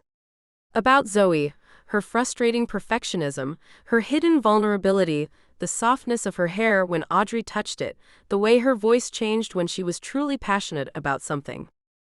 When she finally set down her pen, she felt simultaneously lighter and more exposed than she had in years. Her defenses had been carefully constructed over a lifetime. First to meet her parents' expectations, then to survive law school, then to thrive in the cutthroat world of corporate law. Dismantling them, even in private, felt dangerously close to surrender. After a moment of hesitation, she carefully tore out the pages she'd written, folded them precisely, and returned to her desk. She placed them in the bottom drawer, not destroyed but not ready to be seen either. A truth acknowledged but not yet ready to be shared. She sat in the quiet of her apartment, the city lights casting shadows across her living room floor. What was she doing? Chasing someone who had made it clear she didn't want to be caught? Setting herself up for another humiliation? No. She wouldn't do this again. She wouldn't expose herself to that pain, that vulnerability. At the gala, she would be professional, distant, and absolutely fine. It was a role she'd perfected. The competent attorney who never took anything personally, who never let emotions cloud her judgment. Audrey moved to her bedroom, completing her nightly routine with the same precision she applied to everything else. Face washed, teeth brushed, alarm set. As she settled into bed, she closed her eyes and took a deep, steadying breath. A single tear escaped despite her best efforts, sliding silently toward her pillow. The only external sign of the emotions she'd once again locked away. She would be fine. She was always fine. Tomorrow, she would go back to being Audrey Tran, senior associate. The woman who didn't need anyone. Who never took anything personally. Just one more performance in a lifetime of them. 11. The Gala Gambit. Zoe applied another careful layer of lipstick, pressing her lips together while avoiding her own gaze in the bathroom mirror. She'd been doing this dance for the past 3 hours, preparing her armor for a night she was absolutely going to survive with her dignity intact. The midnight blue dress had been a calculated choice. Hand-beaded and understated, yet striking enough to make her look confident, like a woman who hadn't spent the past week dissecting every moment in that hotel room with Audrey Tran. It's work, Zoe reminded her reflection. Just another professional obligation. She'd chosen this particular dress because it reminded her of her law school graduation, the last time she'd felt truly in control of her trajectory. Before firms and office politics and fake relationships that somehow became more real than anything she'd felt in years. She slipped on her heels, squared her shoulders, and practiced one more casual, disinterested expression. The kind that said, "I am completely unaffected by your presence." The kind that lied. By the time her rideshare pulled up to the St. Regis, Zoe had mentally rehearsed every possible scenario. She'd prepared responses for nosy colleagues, drafted exit strategies if things became uncomfortable, and visualized herself gliding through the evening with professional detachment. What she hadn't prepared for was the physical impact of seeing Audrey Tran in a cream suit. Zoe froze in the doorway of the ballroom, her practiced composure evaporating. Across the room, Audrey stood in conversation with Nadine Crane, wearing a perfectly tailored cream suit with subtle gold accents that caught the light when she moved. Her dark hair was swept into an elegant updo, exposing the graceful line of her neck. She laughed at something Crane said, her head tilting back slightly, and Zoe couldn't breathe. She looked untouchable. And achingly familiar. "Hart. There you are." Zoe startled as Julian appeared at her elbow, already clutching a cocktail. "You're late. Crane's been looking for you." "I'm exactly on time," she corrected automatically, her gaze still fixed on Audrey. "Does Crane need me for something specific?" "Just the usual intimidation ritual," Julian said, following her sightline. "Tran's been here for an hour already. Made quite the entrance." Of course she had. Zoe nodded, finally tearing her eyes away. "If you'll excuse me, I should make the rounds." She shouldered past him, straightening her spine and summoning her courtroom smile. For the next 45 minutes, Zoe was the picture of professionalism, discussing case strategies with senior associates, accepting congratulations on the Westland victory, and networking with the calculated precision of someone who'd mocked up conversation flowcharts in advance. "Your cross-examination strategy was brilliant," said one of the partners from the tax division. "Crane was just telling us how impressed the client was." "That's very kind," Zoe replied with a modest smile that didn't reach her eyes. It was a team effort, of course. Throughout each conversation, she remained hyper-aware of Audrey's location in the room, like a compass needle constantly finding north. She tracked Audrey's movements without looking directly at her, measuring the distance between them as Audrey worked the room with effortless grace. 7 feet away, talking to the head of litigation. 12 feet, accepting a glass of champagne. 20 feet, now by the windows with a circle of admirers. Zoe was in the middle of explaining a particularly complex legal maneuver to a wide-eyed first year, when she accidentally made eye contact with Audrey across the cocktail reception. The words died in her throat as their gazes locked. Audrey didn't look away. Neither did Zoe. 1 second stretched into 2, then 3, too long to be casual, too brief to be meaningful. Just long enough for Zoe to feel heat crawl up her neck, and wonder if her expression had betrayed her. The moment shattered when a man Zoe didn't recognize approached Audrey with obvious interest. Tall, impeccably dressed, with salt and pepper hair and the confident demeanor of someone who never doubted his welcome. He touched Audrey's arm as he spoke, leaning in closer than professional conversation required. "Who is that?" Zoe asked sharply, interrupting her own explanation. The first year blinked in confusion before following her gaze. "Oh. That's Daniel Whitman. Crane poached him from Rivera last month. Senior partner track." Of course. Perfect Daniel Whitman with his perfect suit and perfect career trajectory, making Audrey laugh in a way Zoe hadn't managed in days. She watched as he leaned closer to whisper something in Audrey's ear, his hand still resting on her arm. "Excuse me," Zoe murmured, setting her untouched champagne on a passing tray. "I need to check something." She retreated to the restroom, where she spent 5 minutes aggressively reapplying lipstick she didn't need and giving herself a stern internal lecture about professional detachment. By the time she emerged, a chime was announcing dinner service. The universe, it seemed, was determined to torture her. As Zoe approached her assigned table, she discovered with a sinking feeling that she was seated directly across from Audrey. Their eyes met briefly as Zoe took her seat, and for a flicker of a moment, Zoe thought she saw something vulnerable in Audrey's expression. A flash of the woman who'd held her in that hotel bed, who'd whispered that she was tired of being the one who didn't feel things out loud. Then it was gone, replaced by perfect polite professionalism. "Heart," Audrey acknowledged with a slight nod. "Tran," Zoe replied, her voice steady despite the thundering of her heart. Throughout the meal, Zoe picked at her food and watched Audrey charm everyone at their table, laughing at the right moments, asking thoughtful questions, and demonstrating why she was Kingswell and Crane's rising star. She was dazzling, magnetic, and completely untouchable. Each time someone at the table addressed them both, a casual "you too" or an expectant glance that assumed intimacy, Audrey handled it with grace. She neither confirmed nor denied anything, simply redirecting the conversation with practiced ease while maintaining that careful professional distance from Zoe. It was, Zoe realized with a dull ache, exactly what they'd agreed to. The fake relationship was officially over. This was what Zoe had asked for when she told Audrey it was all just part of the act during that disastrous prep meeting. So why did it feel like she was drowning? After the main course, as coffee was being served, Julian appeared at Zoe's side with a fresh champagne flute and a sly grin that immediately set off warning bells. "So," he asked, loudly enough for nearby tables to hear, "when are you and Tran eloping? I've got $50 riding on before the fiscal year ends." The table fell silent. Zoe froze, her coffee cup halfway to her lips, as a cold wave of panic washed over her. She opened her mouth, but no words came out. Across the table, Audrey's expression remained perfectly composed. She merely offered an enigmatic smile before gracefully excusing herself from the table. "Julian," Zoe hissed once Audrey was out of earshot, "what the hell?"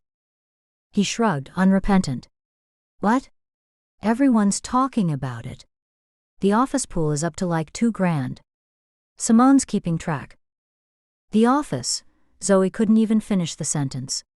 "You're betting on us?" "Not just me. Everyone." Julian grinned. "Even Crane put money down." Zoe pushed back from the table, suddenly needing air. She made her way to the dessert table, partly to escape Julian and partly because she needed something to focus on, besides the dull pain spreading through her chest. She was carefully constructing a plate of miniature pastries she had no intention of eating, when Simone from HR materialized at her side. "There's our girl." Simone beamed, clutching a champagne flute in one hand and what appeared to be a spreadsheet in the other. Her cheeks were flushed, and she swayed slightly as she leaned in. "Having a good night? You look gorgeous. That dress is everything." "Thanks, Simone," Zoe replied automatically. "Are you enjoying yourself?" "Oh honey, I'm having a blast." Simone giggled, waving the spreadsheet. "Especially since the action's really heating up." "What action?" "The betting pool." Simone stage whispered, though her volume control was clearly compromised by champagne. "Look at this." She thrust the paper at Zoe with gleeful indiscretion. "It's the firm-wide betting pool on major Zoe-Audrey relationship milestones. Most of the partners have money on an engagement announcement tonight. Crane's got $500 on a proposal before midnight." Zoe stared at the spreadsheet, blood rushing in her ears. There, in neat columns, were the names of everyone she respected professionally: partners, associates, even paralegals, all speculating on her personal life. Her relationship. Her heart. "This can't be real," she whispered. "Oh, it's very real. Been going since that first day you two were caught holding hands in the conference room." Simone tapped the paper happily. "I have 20 on destination wedding within 6 months, but honestly, the way you two look at each other? I might lose that one." "The way we look at each other?" Zoe repeated faintly. Simone's expression softened. "Like you're terrified and thrilled all at once." She patted Zoe's arm. "It's sweet. Reminds me of me and my wife when we were figuring things out." Zoe looked up from the betting sheet to find Audrey across the room. She was engaged in animated conversation with Crane and several senior partners, her hands moving gracefully as she spoke. She looked every inch the future of the firm, confident, brilliant, and completely in her element. And suddenly, Zoe couldn't breathe again, but for an entirely different reason. Because watching Audrey now, remembering the way she'd whispered vulnerable truths in that hotel room, the way she'd made tea and left sarcastic but sweet sticky notes, the way she'd always seen through Zoe's carefully constructed walls. The realization crystallized with painful clarity. Zoe was more afraid of losing Audrey than anything else, including her carefully constructed professional image.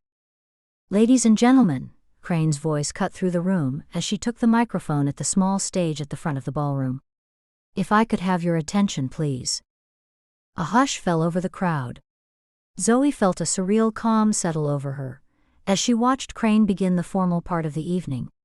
She barely registered the opening remarks, her mind racing with the implications of what she'd just realized. "And now I'd like to recognize the exceptional work of our legal team on the Westland class action," Crane continued. "This landmark case not only secured justice for over 3,000 affected families, but has established Kingswell and Crane as the preeminent firm for complex consumer protection litigation. I'd like to invite our star team, Ms. Hart and Ms. Tran, to be recognized for their outstanding contributions." The room erupted in applause. Zoe moved toward the small stage on autopilot, her heart hammering against her ribs. Audrey approached from the opposite side of the room, her expression carefully neutral as they took their places on either side of Crane. Standing next to Audrey under the spotlights, their shoulders not quite touching, Zoe felt the weight of pretense becoming unbearable. She could smell Audrey's familiar perfume, could feel the heat radiating from her body, could sense the careful distance Audrey maintained between them, a distance that suddenly seemed insurmountable.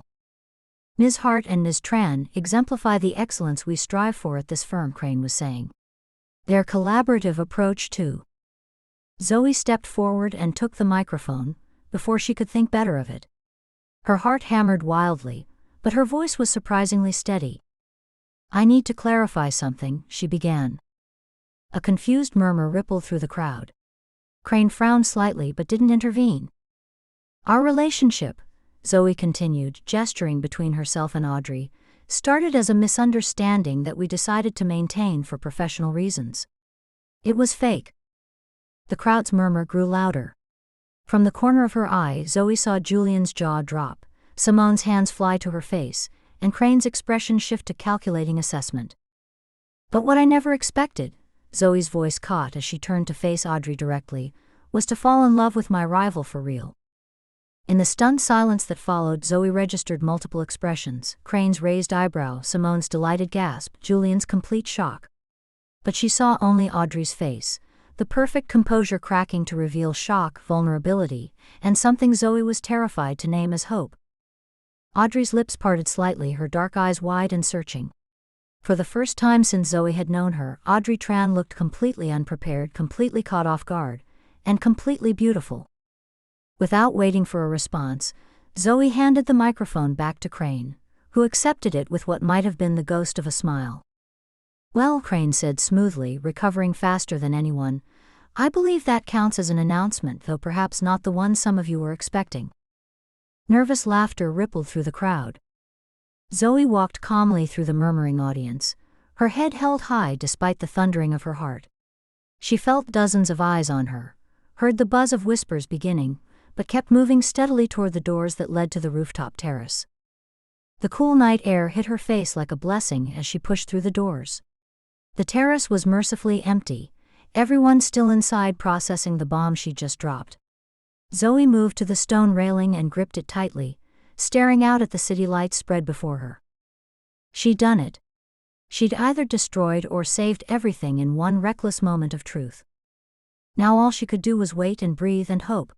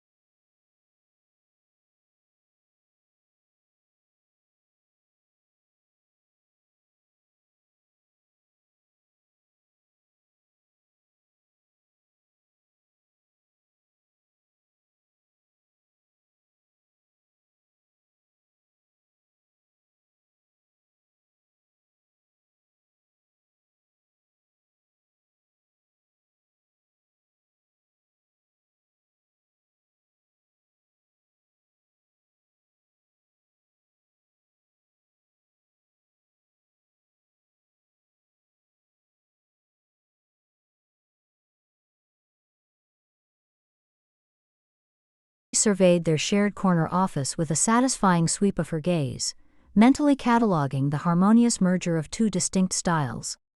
Audrey's minimalist chrome desk accessories gleamed beside Zoe's rainbow of color-coded folders. The bookshelves no longer contained just law texts in perfect alphabetical order. Now Audrey's collection of obscure legal precedents intermingled with Zoe's tabbed and highlighted casebooks. The transformation felt symbolic, a visual representation of the past 12 weeks of their lives. Two engraved nameplates sat side by side on the front edge of what had become their shared central workspace, not facing off across the room as rivals but positioned as partners. Ridiculous, Zoe muttered to herself with a smile she couldn't suppress. She set down her coffee, which Audrey had pressed into her hands that morning with a sleepy kiss, somehow remembering the precise ratio of oat milk to dark roast that Zoe preferred. The mug clinked against the coaster Audrey had pointedly placed on her side of the desk, after discovering Zoe's tendency to leave coffee rings. A pale yellow sticky note clung to her monitor. Audrey's sharp handwriting stared back at her, depositions at 2. Dinner at 8. Don't be late for either, counselor. Zoe rolled her eyes, but couldn't help tracing the curve of Audrey's handwriting with her fingertip. So bossy. So unnecessarily precise. So unfairly endearing. She pulled out her leather-bound planner, still color-coded by case type and priority level, and began arranging her day in 15-minute increments. The nervous energy that used to fuel her rigid scheduling had softened, but old habits died hard. As she wrote, the charm bracelet on her wrist jingled gently. Zoe paused, rotating her wrist to admire the newest addition among the charms.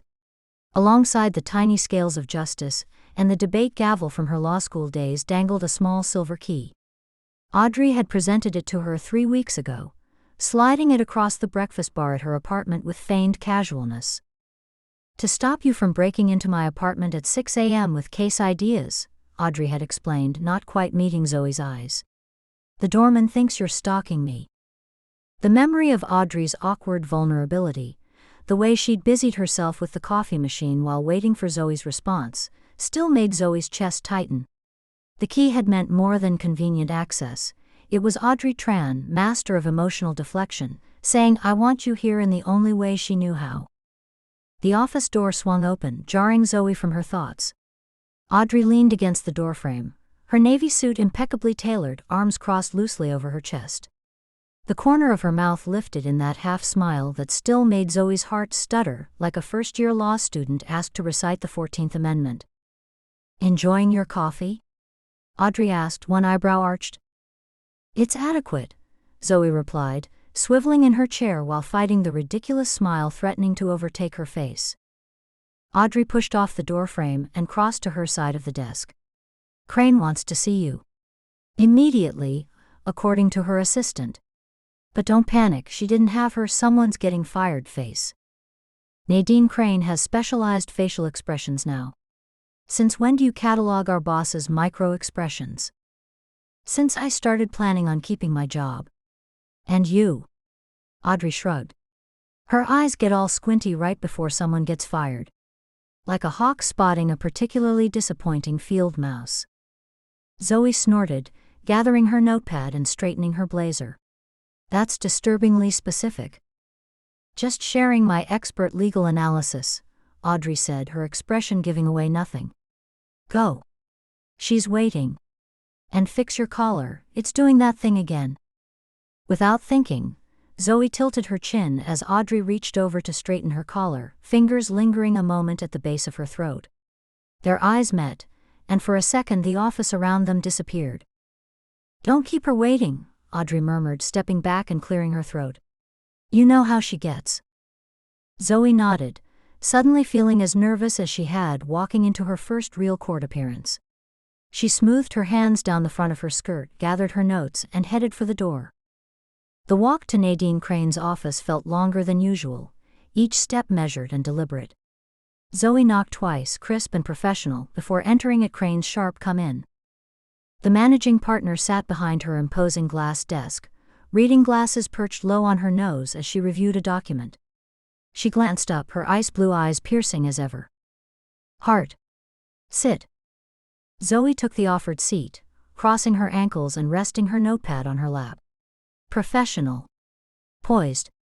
Not at all thinking about whether Crane had seen her adjusting Audrey's tie in the break room 2 days ago. "I've been reviewing your work on the Callaway class action," Crane said, removing her glasses and setting them aside. "The settlement terms you negotiated were impressive." "Thank you," Zoe replied, mentally scrambling to read Crane's expression. Was this a setup for criticism? A performance review? A lecture about appropriate workplace behavior? "The firm has an opening for senior associate in the class action division." Crane's voice remained neutral, her posture rigid. "The partnership committee and I agree you've earned the position." Zoe blinked, her mind processing the words but not quite catching up to their meaning. "I thank you. I'm honored, but what, Hart?" Crane's tone sharpened slightly. "You've demonstrated exceptional judgment, tenacious negotiation skills, and an almost distressing attention to detail. Is there some reason you shouldn't accept a promotion you've clearly earned?" The unspoken question lingered. Zoe's shoulders tensed as she formulated a diplomatic response. But before she could speak, Crane sighed, the closest thing to a human reaction Zoe had ever witnessed from her. "Let me be clear," Crane said, leaning forward. "Your personal life has nothing to do with this. Though frankly, your professional work has only improved since you stopped pretending." Heat rushed to Zoe's face. "I wasn't pretending to be qualified." "No," Crane interrupted, the ghost of a smile touching her lips. "You were pretending not to care about Tran. The difference in your collaborative output since you stopped that charade has been notable." Zoe stared, momentarily speechless. "The promotion comes with the standard senior associate package," Crane continued briskly, sliding a folder across the desk. "Higher salary, additional billable requirements, case selection priority. You'll remain partnered with Tran on the Environmental Litigation Division. Your work together is too valuable to separate." "I don't know what to say," Zoe admitted, taking the folder with steady hands that belied her internal turmoil. "Thank you, I accept would suffice," Crane replied dryly. "Unless you'd prefer more time to consider?" Zoe felt a smile spread across her face. "Thank you. I accept." "Excellent." Crane nodded once, returning to her document. "That will be all, Senior Associate Hart. The changes take effect immediately." Zoe stood, clutching the folder to her chest, and turned to leave. At the door, Crane's voice stopped her. "And Hart? Try to contain your celebration to after hours. We still have a professional reputation to maintain."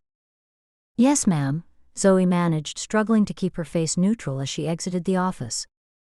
She practically floated back to their shared office, the folder hugged tightly against her chest. The promotion wasn't just recognition, it was validation. Proof that everything she'd worked for wasn't compromised by finally allowing herself to have something personal too.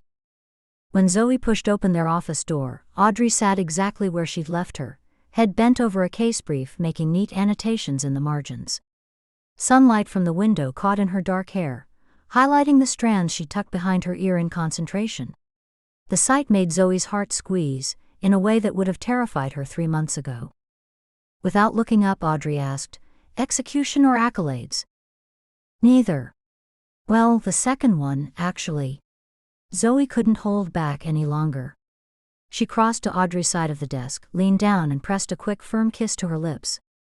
Audrey blinked in surprise, eyes darting to the open door. "Not that I'm complaining, but what happened to professional boundaries in the workplace? I believe there was a whole PowerPoint about it." "Senior associates get certain privileges," Zoe said, unable to keep the giddy note from her voice as she tapped the folder against Audrey's shoulder. "Effective immediately." Audrey's eyes widened, a genuine smile breaking across her face. "You got it? The Richards position?" "Crane just told me. Full senior associate package, Environmental Litigation Division. With you." Zoe circled back to her side of the desk, still clutching the folder like it might disappear. "She said our work together is too valuable to separate."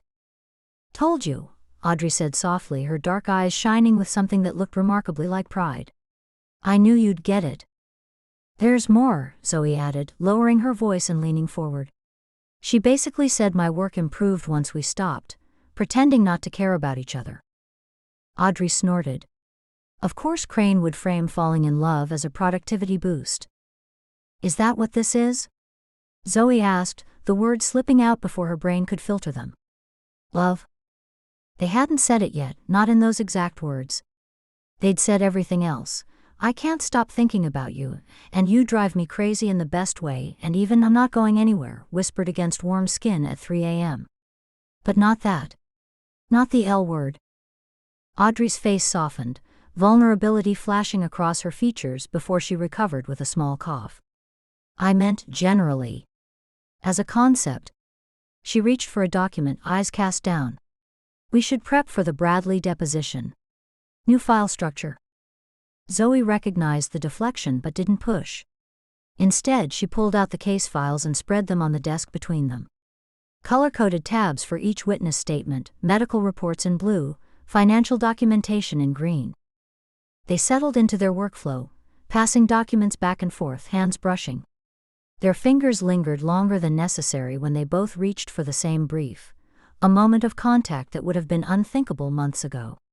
Now Audrey's fingers interlaced with hers briefly, before returning to the page, the touch casual and intimate and unremarkable all at once. The familiarity of it all, working side by side, finishing each other's legal arguments, anticipating each other's needs, filled Zoe with a quiet contentment she'd never expected to find at Kingswell and Crane. A knock at their door interrupted the comfortable silence. Julian Toma stood in the doorway, looking as perfectly pressed and professionally eager as always. Hart. Just heard the news. Congratulations on senior associate. He stepped inside, glancing between them. I brought these for you. He held up a small gift bag. Kind of a peace offering, too. For the betting pool thing. Zoe accepted the bag with a bemused smile. Thanks, Julian. Though I think the betting pool worked out pretty well for everyone involved. Julian laughed nervously, eyes darting to Audrey, who regarded him with cool amusement. Yeah, well. Still. I was kind of a jerk about it. You two are, good together. We know, Audrey said simply, the corner of her mouth lifting. Was there anything else, Toma? We have a deposition to prep for. Right. Of course. Julian backed toward the door. Just wanted to say congrats. And sorry again. As he departed, Zoe became aware of how naturally she and Audrey had positioned themselves, sitting close but not unprofessionally so, their work spread between them collaboratively. Their relationship was now office knowledge rather than speculation, their interactions no longer subject to whispers and betting pools. Poor Julian, Zoe murmured, peeking into the gift bag to find a miniature potted cactus. I think he's still afraid you'll eviscerate him in court someday. As though I haven't already, Audrey replied, examining her perfect manicure with false modesty. The Madison arbitration? I destroyed his opening argument so thoroughly, he had stress hives for a week. That's my girlfriend, Zoe said with mock solemnity. Professional dream crusher. Audrey's eyes crinkled at the corners. You say the sweetest things, Hart. The afternoon stretched on, sunlight shifting across their desk as they worked through case files, built arguments and prepared questions. As twilight fell outside their windows, the conversation shifted, from witness statements to dinner plans, from legal precedents to whether they needed to stop for groceries on the way home. Your place or mine tonight? Audrey asked, gathering her papers into a neat stack. Zoe glanced up from her laptop. Yours is closer to that Thai place you like. But I need to grab clothes for tomorrow if we're staying there. We could just keep duplicate wardrobes at both places, Audrey suggested casually, not meeting Zoe's eyes. More efficient. Spoken like a true minimalist, Zoe teased, closing her laptop. You already complain about my excessive toiletry collection taking over your bathroom shelf. Your 17-step skincare routine requires its own zip code, Audrey countered, standing to slip on her suit jacket. But I've made peace with it. Mostly. Zoe gathered her things, an idea taking shape in her mind. We might need new ground rules. For sharing an office, a desk, and now a toothbrush holder. Audrey raised an eyebrow, sliding her laptop into her bag. Your pathological need for structure might finally be useful in our personal life.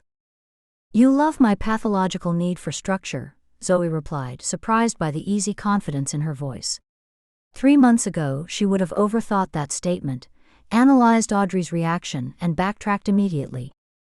I tolerate it, Audrey corrected, but the warmth in her eyes contradicted her words.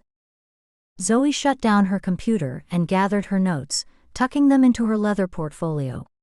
As she closed the cover, she noticed a pale blue sticky note affixed to her screen that definitely hadn't been there before. In Audrey's precise handwriting it read, "Opposing counsel always. Wife occasionally." Zoe's breath caught in her throat. The casual suggestion of a future together, one where they argued cases, shared closet space, and built a life, made her heart race in a way that had nothing to do with anxiety. She glanced at Audrey, who was studiously avoiding eye contact while packing up her briefcase, a faint pink tinge visible along her cheekbones. In the past, Zoe would have spiraled. Would have created 15 contingency plans, and run a full risk assessment on the implications of that single sentence. Would have needed a detailed timeline and expectations chart before she could formulate a response. Instead, she reached for her own sticky notepad, the green one she used for priority matters, and wrote a single word in her neat block letters, sustained. With deliberate care, she pressed it directly onto Audrey's case file where she couldn't miss it. Audrey looked down at the note. For a moment her composure slipped completely, eyes widening, lips parting in genuine surprise, before curving into a smile so radiant it transformed her entire face. I was prepared to argue my case, she said softly, fingertips brushing the edge of the sticky note. Save it for court, counselor, Zoe replied, reaching over to straighten Audrey's already perfect collar.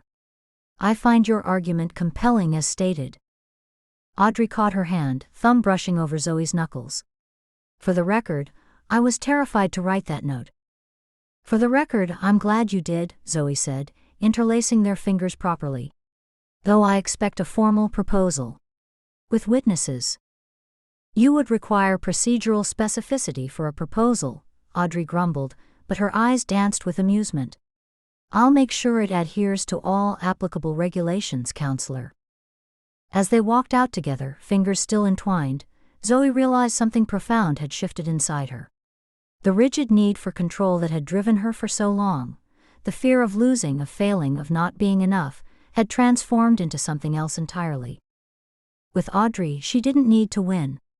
She didn't need to control every variable or plan for every outcome.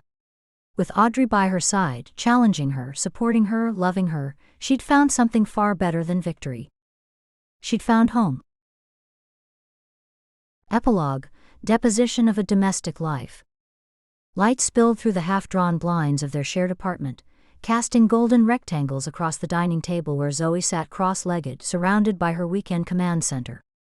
Her color-coded planner lay open before her, flanked by carefully arranged stacks of sticky notes in varying hues and 3 different pens, blue for work commitments, black for personal appointments, and red for deadlines that couldn't be missed. The living space around her reflected their 9 months of careful negotiation. Audrey's clean-lined furniture and minimalist aesthetic softened by Zoe's organizational touches. The sleek black bookshelf contained law texts arranged by topic, Audrey's system, and color-coded by subject area, Zoe's compromise. The kitchen featured Audrey's professional-grade espresso setup, alongside Zoe's labeled containers of precisely measured snacks. Benchly, Zoe sighed as the gray tabby stretched lazily across her legal pad, yellow eyes half closed in smug satisfaction. That's not helping. The cat responded by purring louder, kneading his paws into her carefully written notes on the Hanover deposition. You can't claim adverse possession of my work product, Zoe informed him, scratching behind his ears despite herself. We covered this in the Shared Pet Responsibility Agreement, Section 3, Paragraph 2. Benchly had been the subject of 2 weeks of negotiations, and required a 3-page agreement before they'd visited the shelter. Audrey had initially been resistant. It's a cat, Zoe, not a corporate merger. but had ultimately conceded that clear expectations benefited everyone, including feline third parties. Now the cat had both of them wrapped around his paw, ruling their apartment with casual entitlement and a penchant for disrupting their most important documents. From her seat, Zoe could see directly into their kitchen, where Audrey stood at the counter with focused intensity, making their Sunday morning espresso. She measured the freshly ground beans on a small digital scale, leveling the grounds with scientific precision before tamping them with exactly 30 pounds of pressure, a fact Zoe knew because Audrey had once demonstrated using the bathroom scale to prove her consistency.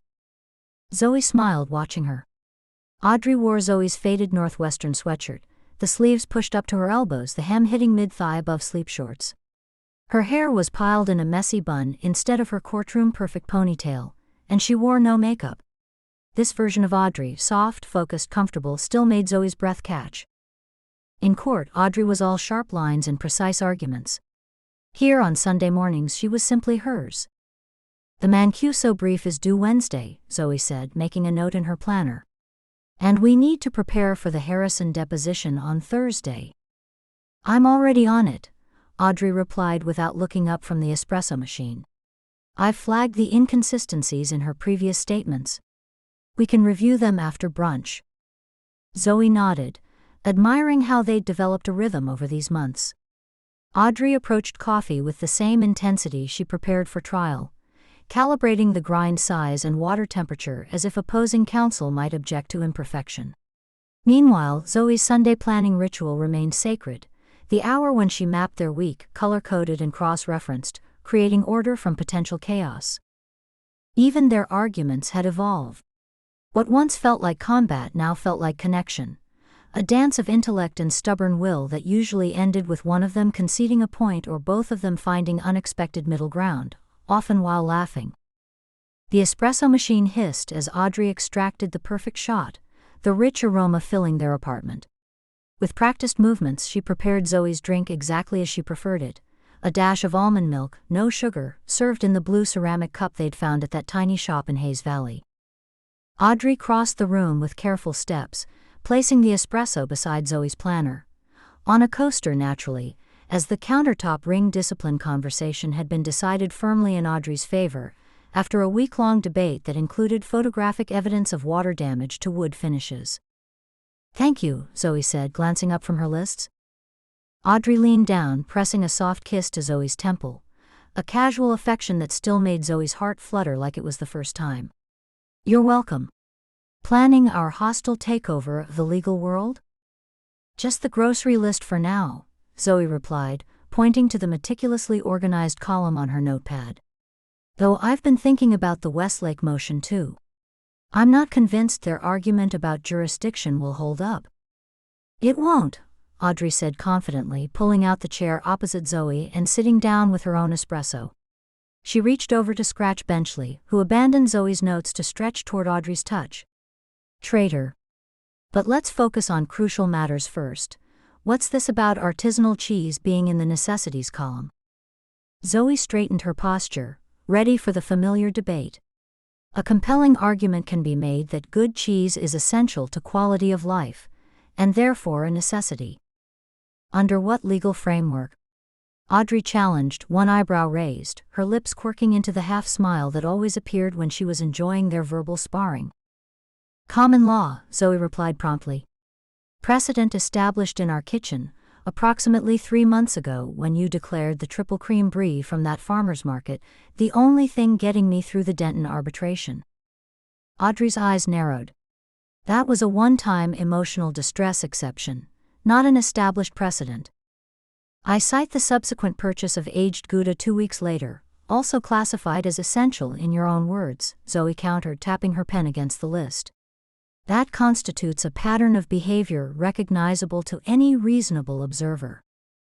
"Objection," Audrey said, leaning forward. "You're conflating emotional necessity with budgetary classification." "Motion to amend our budget categories to include emotional necessities," Zoe suggested, unable to keep the smile from her voice. "Motion denied," Audrey replied, but her eyes were warm.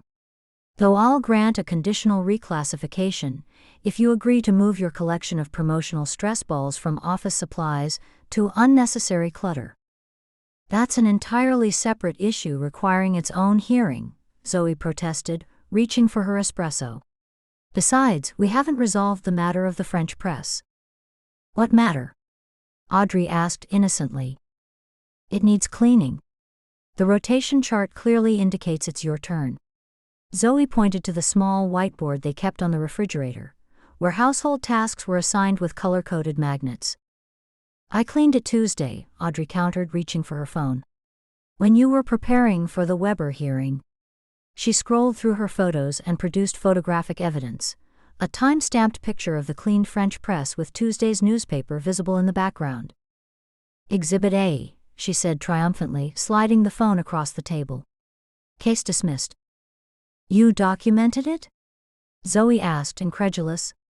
That's thorough. Strategic? Incontrovertible proof? Audrey suggested. I was going to say exactly what I would have done, Zoe admitted, examining the photo with reluctant admiration. Well played, counselor. Benchley chose that moment to stretch, his paw reaching out to knock over a neatly stacked pile of case briefs that Zoe had prepared for tomorrow's partner meeting. Papers scattered across the floor in a white avalanche. Benchley, they exclaimed in unison. The cat merely blinked at them, utterly unrepentant. Zoe slid off her chair, kneeling to gather the fallen documents. Remind me why we agreed to adopt a cat? Because you made a compelling PowerPoint presentation about how pets reduce stress and increase life satisfaction, Audrey replied, joining Zoe on the floor. Complete with color-coded graphs and a cost-benefit analysis. Right, Zoe said, collecting papers. I was very persuasive. You usually are, Audrey admitted, reaching for a brief that had slid under the table. Her fingers brushed against Zoe's as they both reached for the same document, a casual touch that still sent warmth spreading through Zoe's chest. Looking at Audrey, hair messy, wearing her sweatshirt, crawling around on their apartment floor picking up papers, Zoe felt a wave of disbelieving happiness.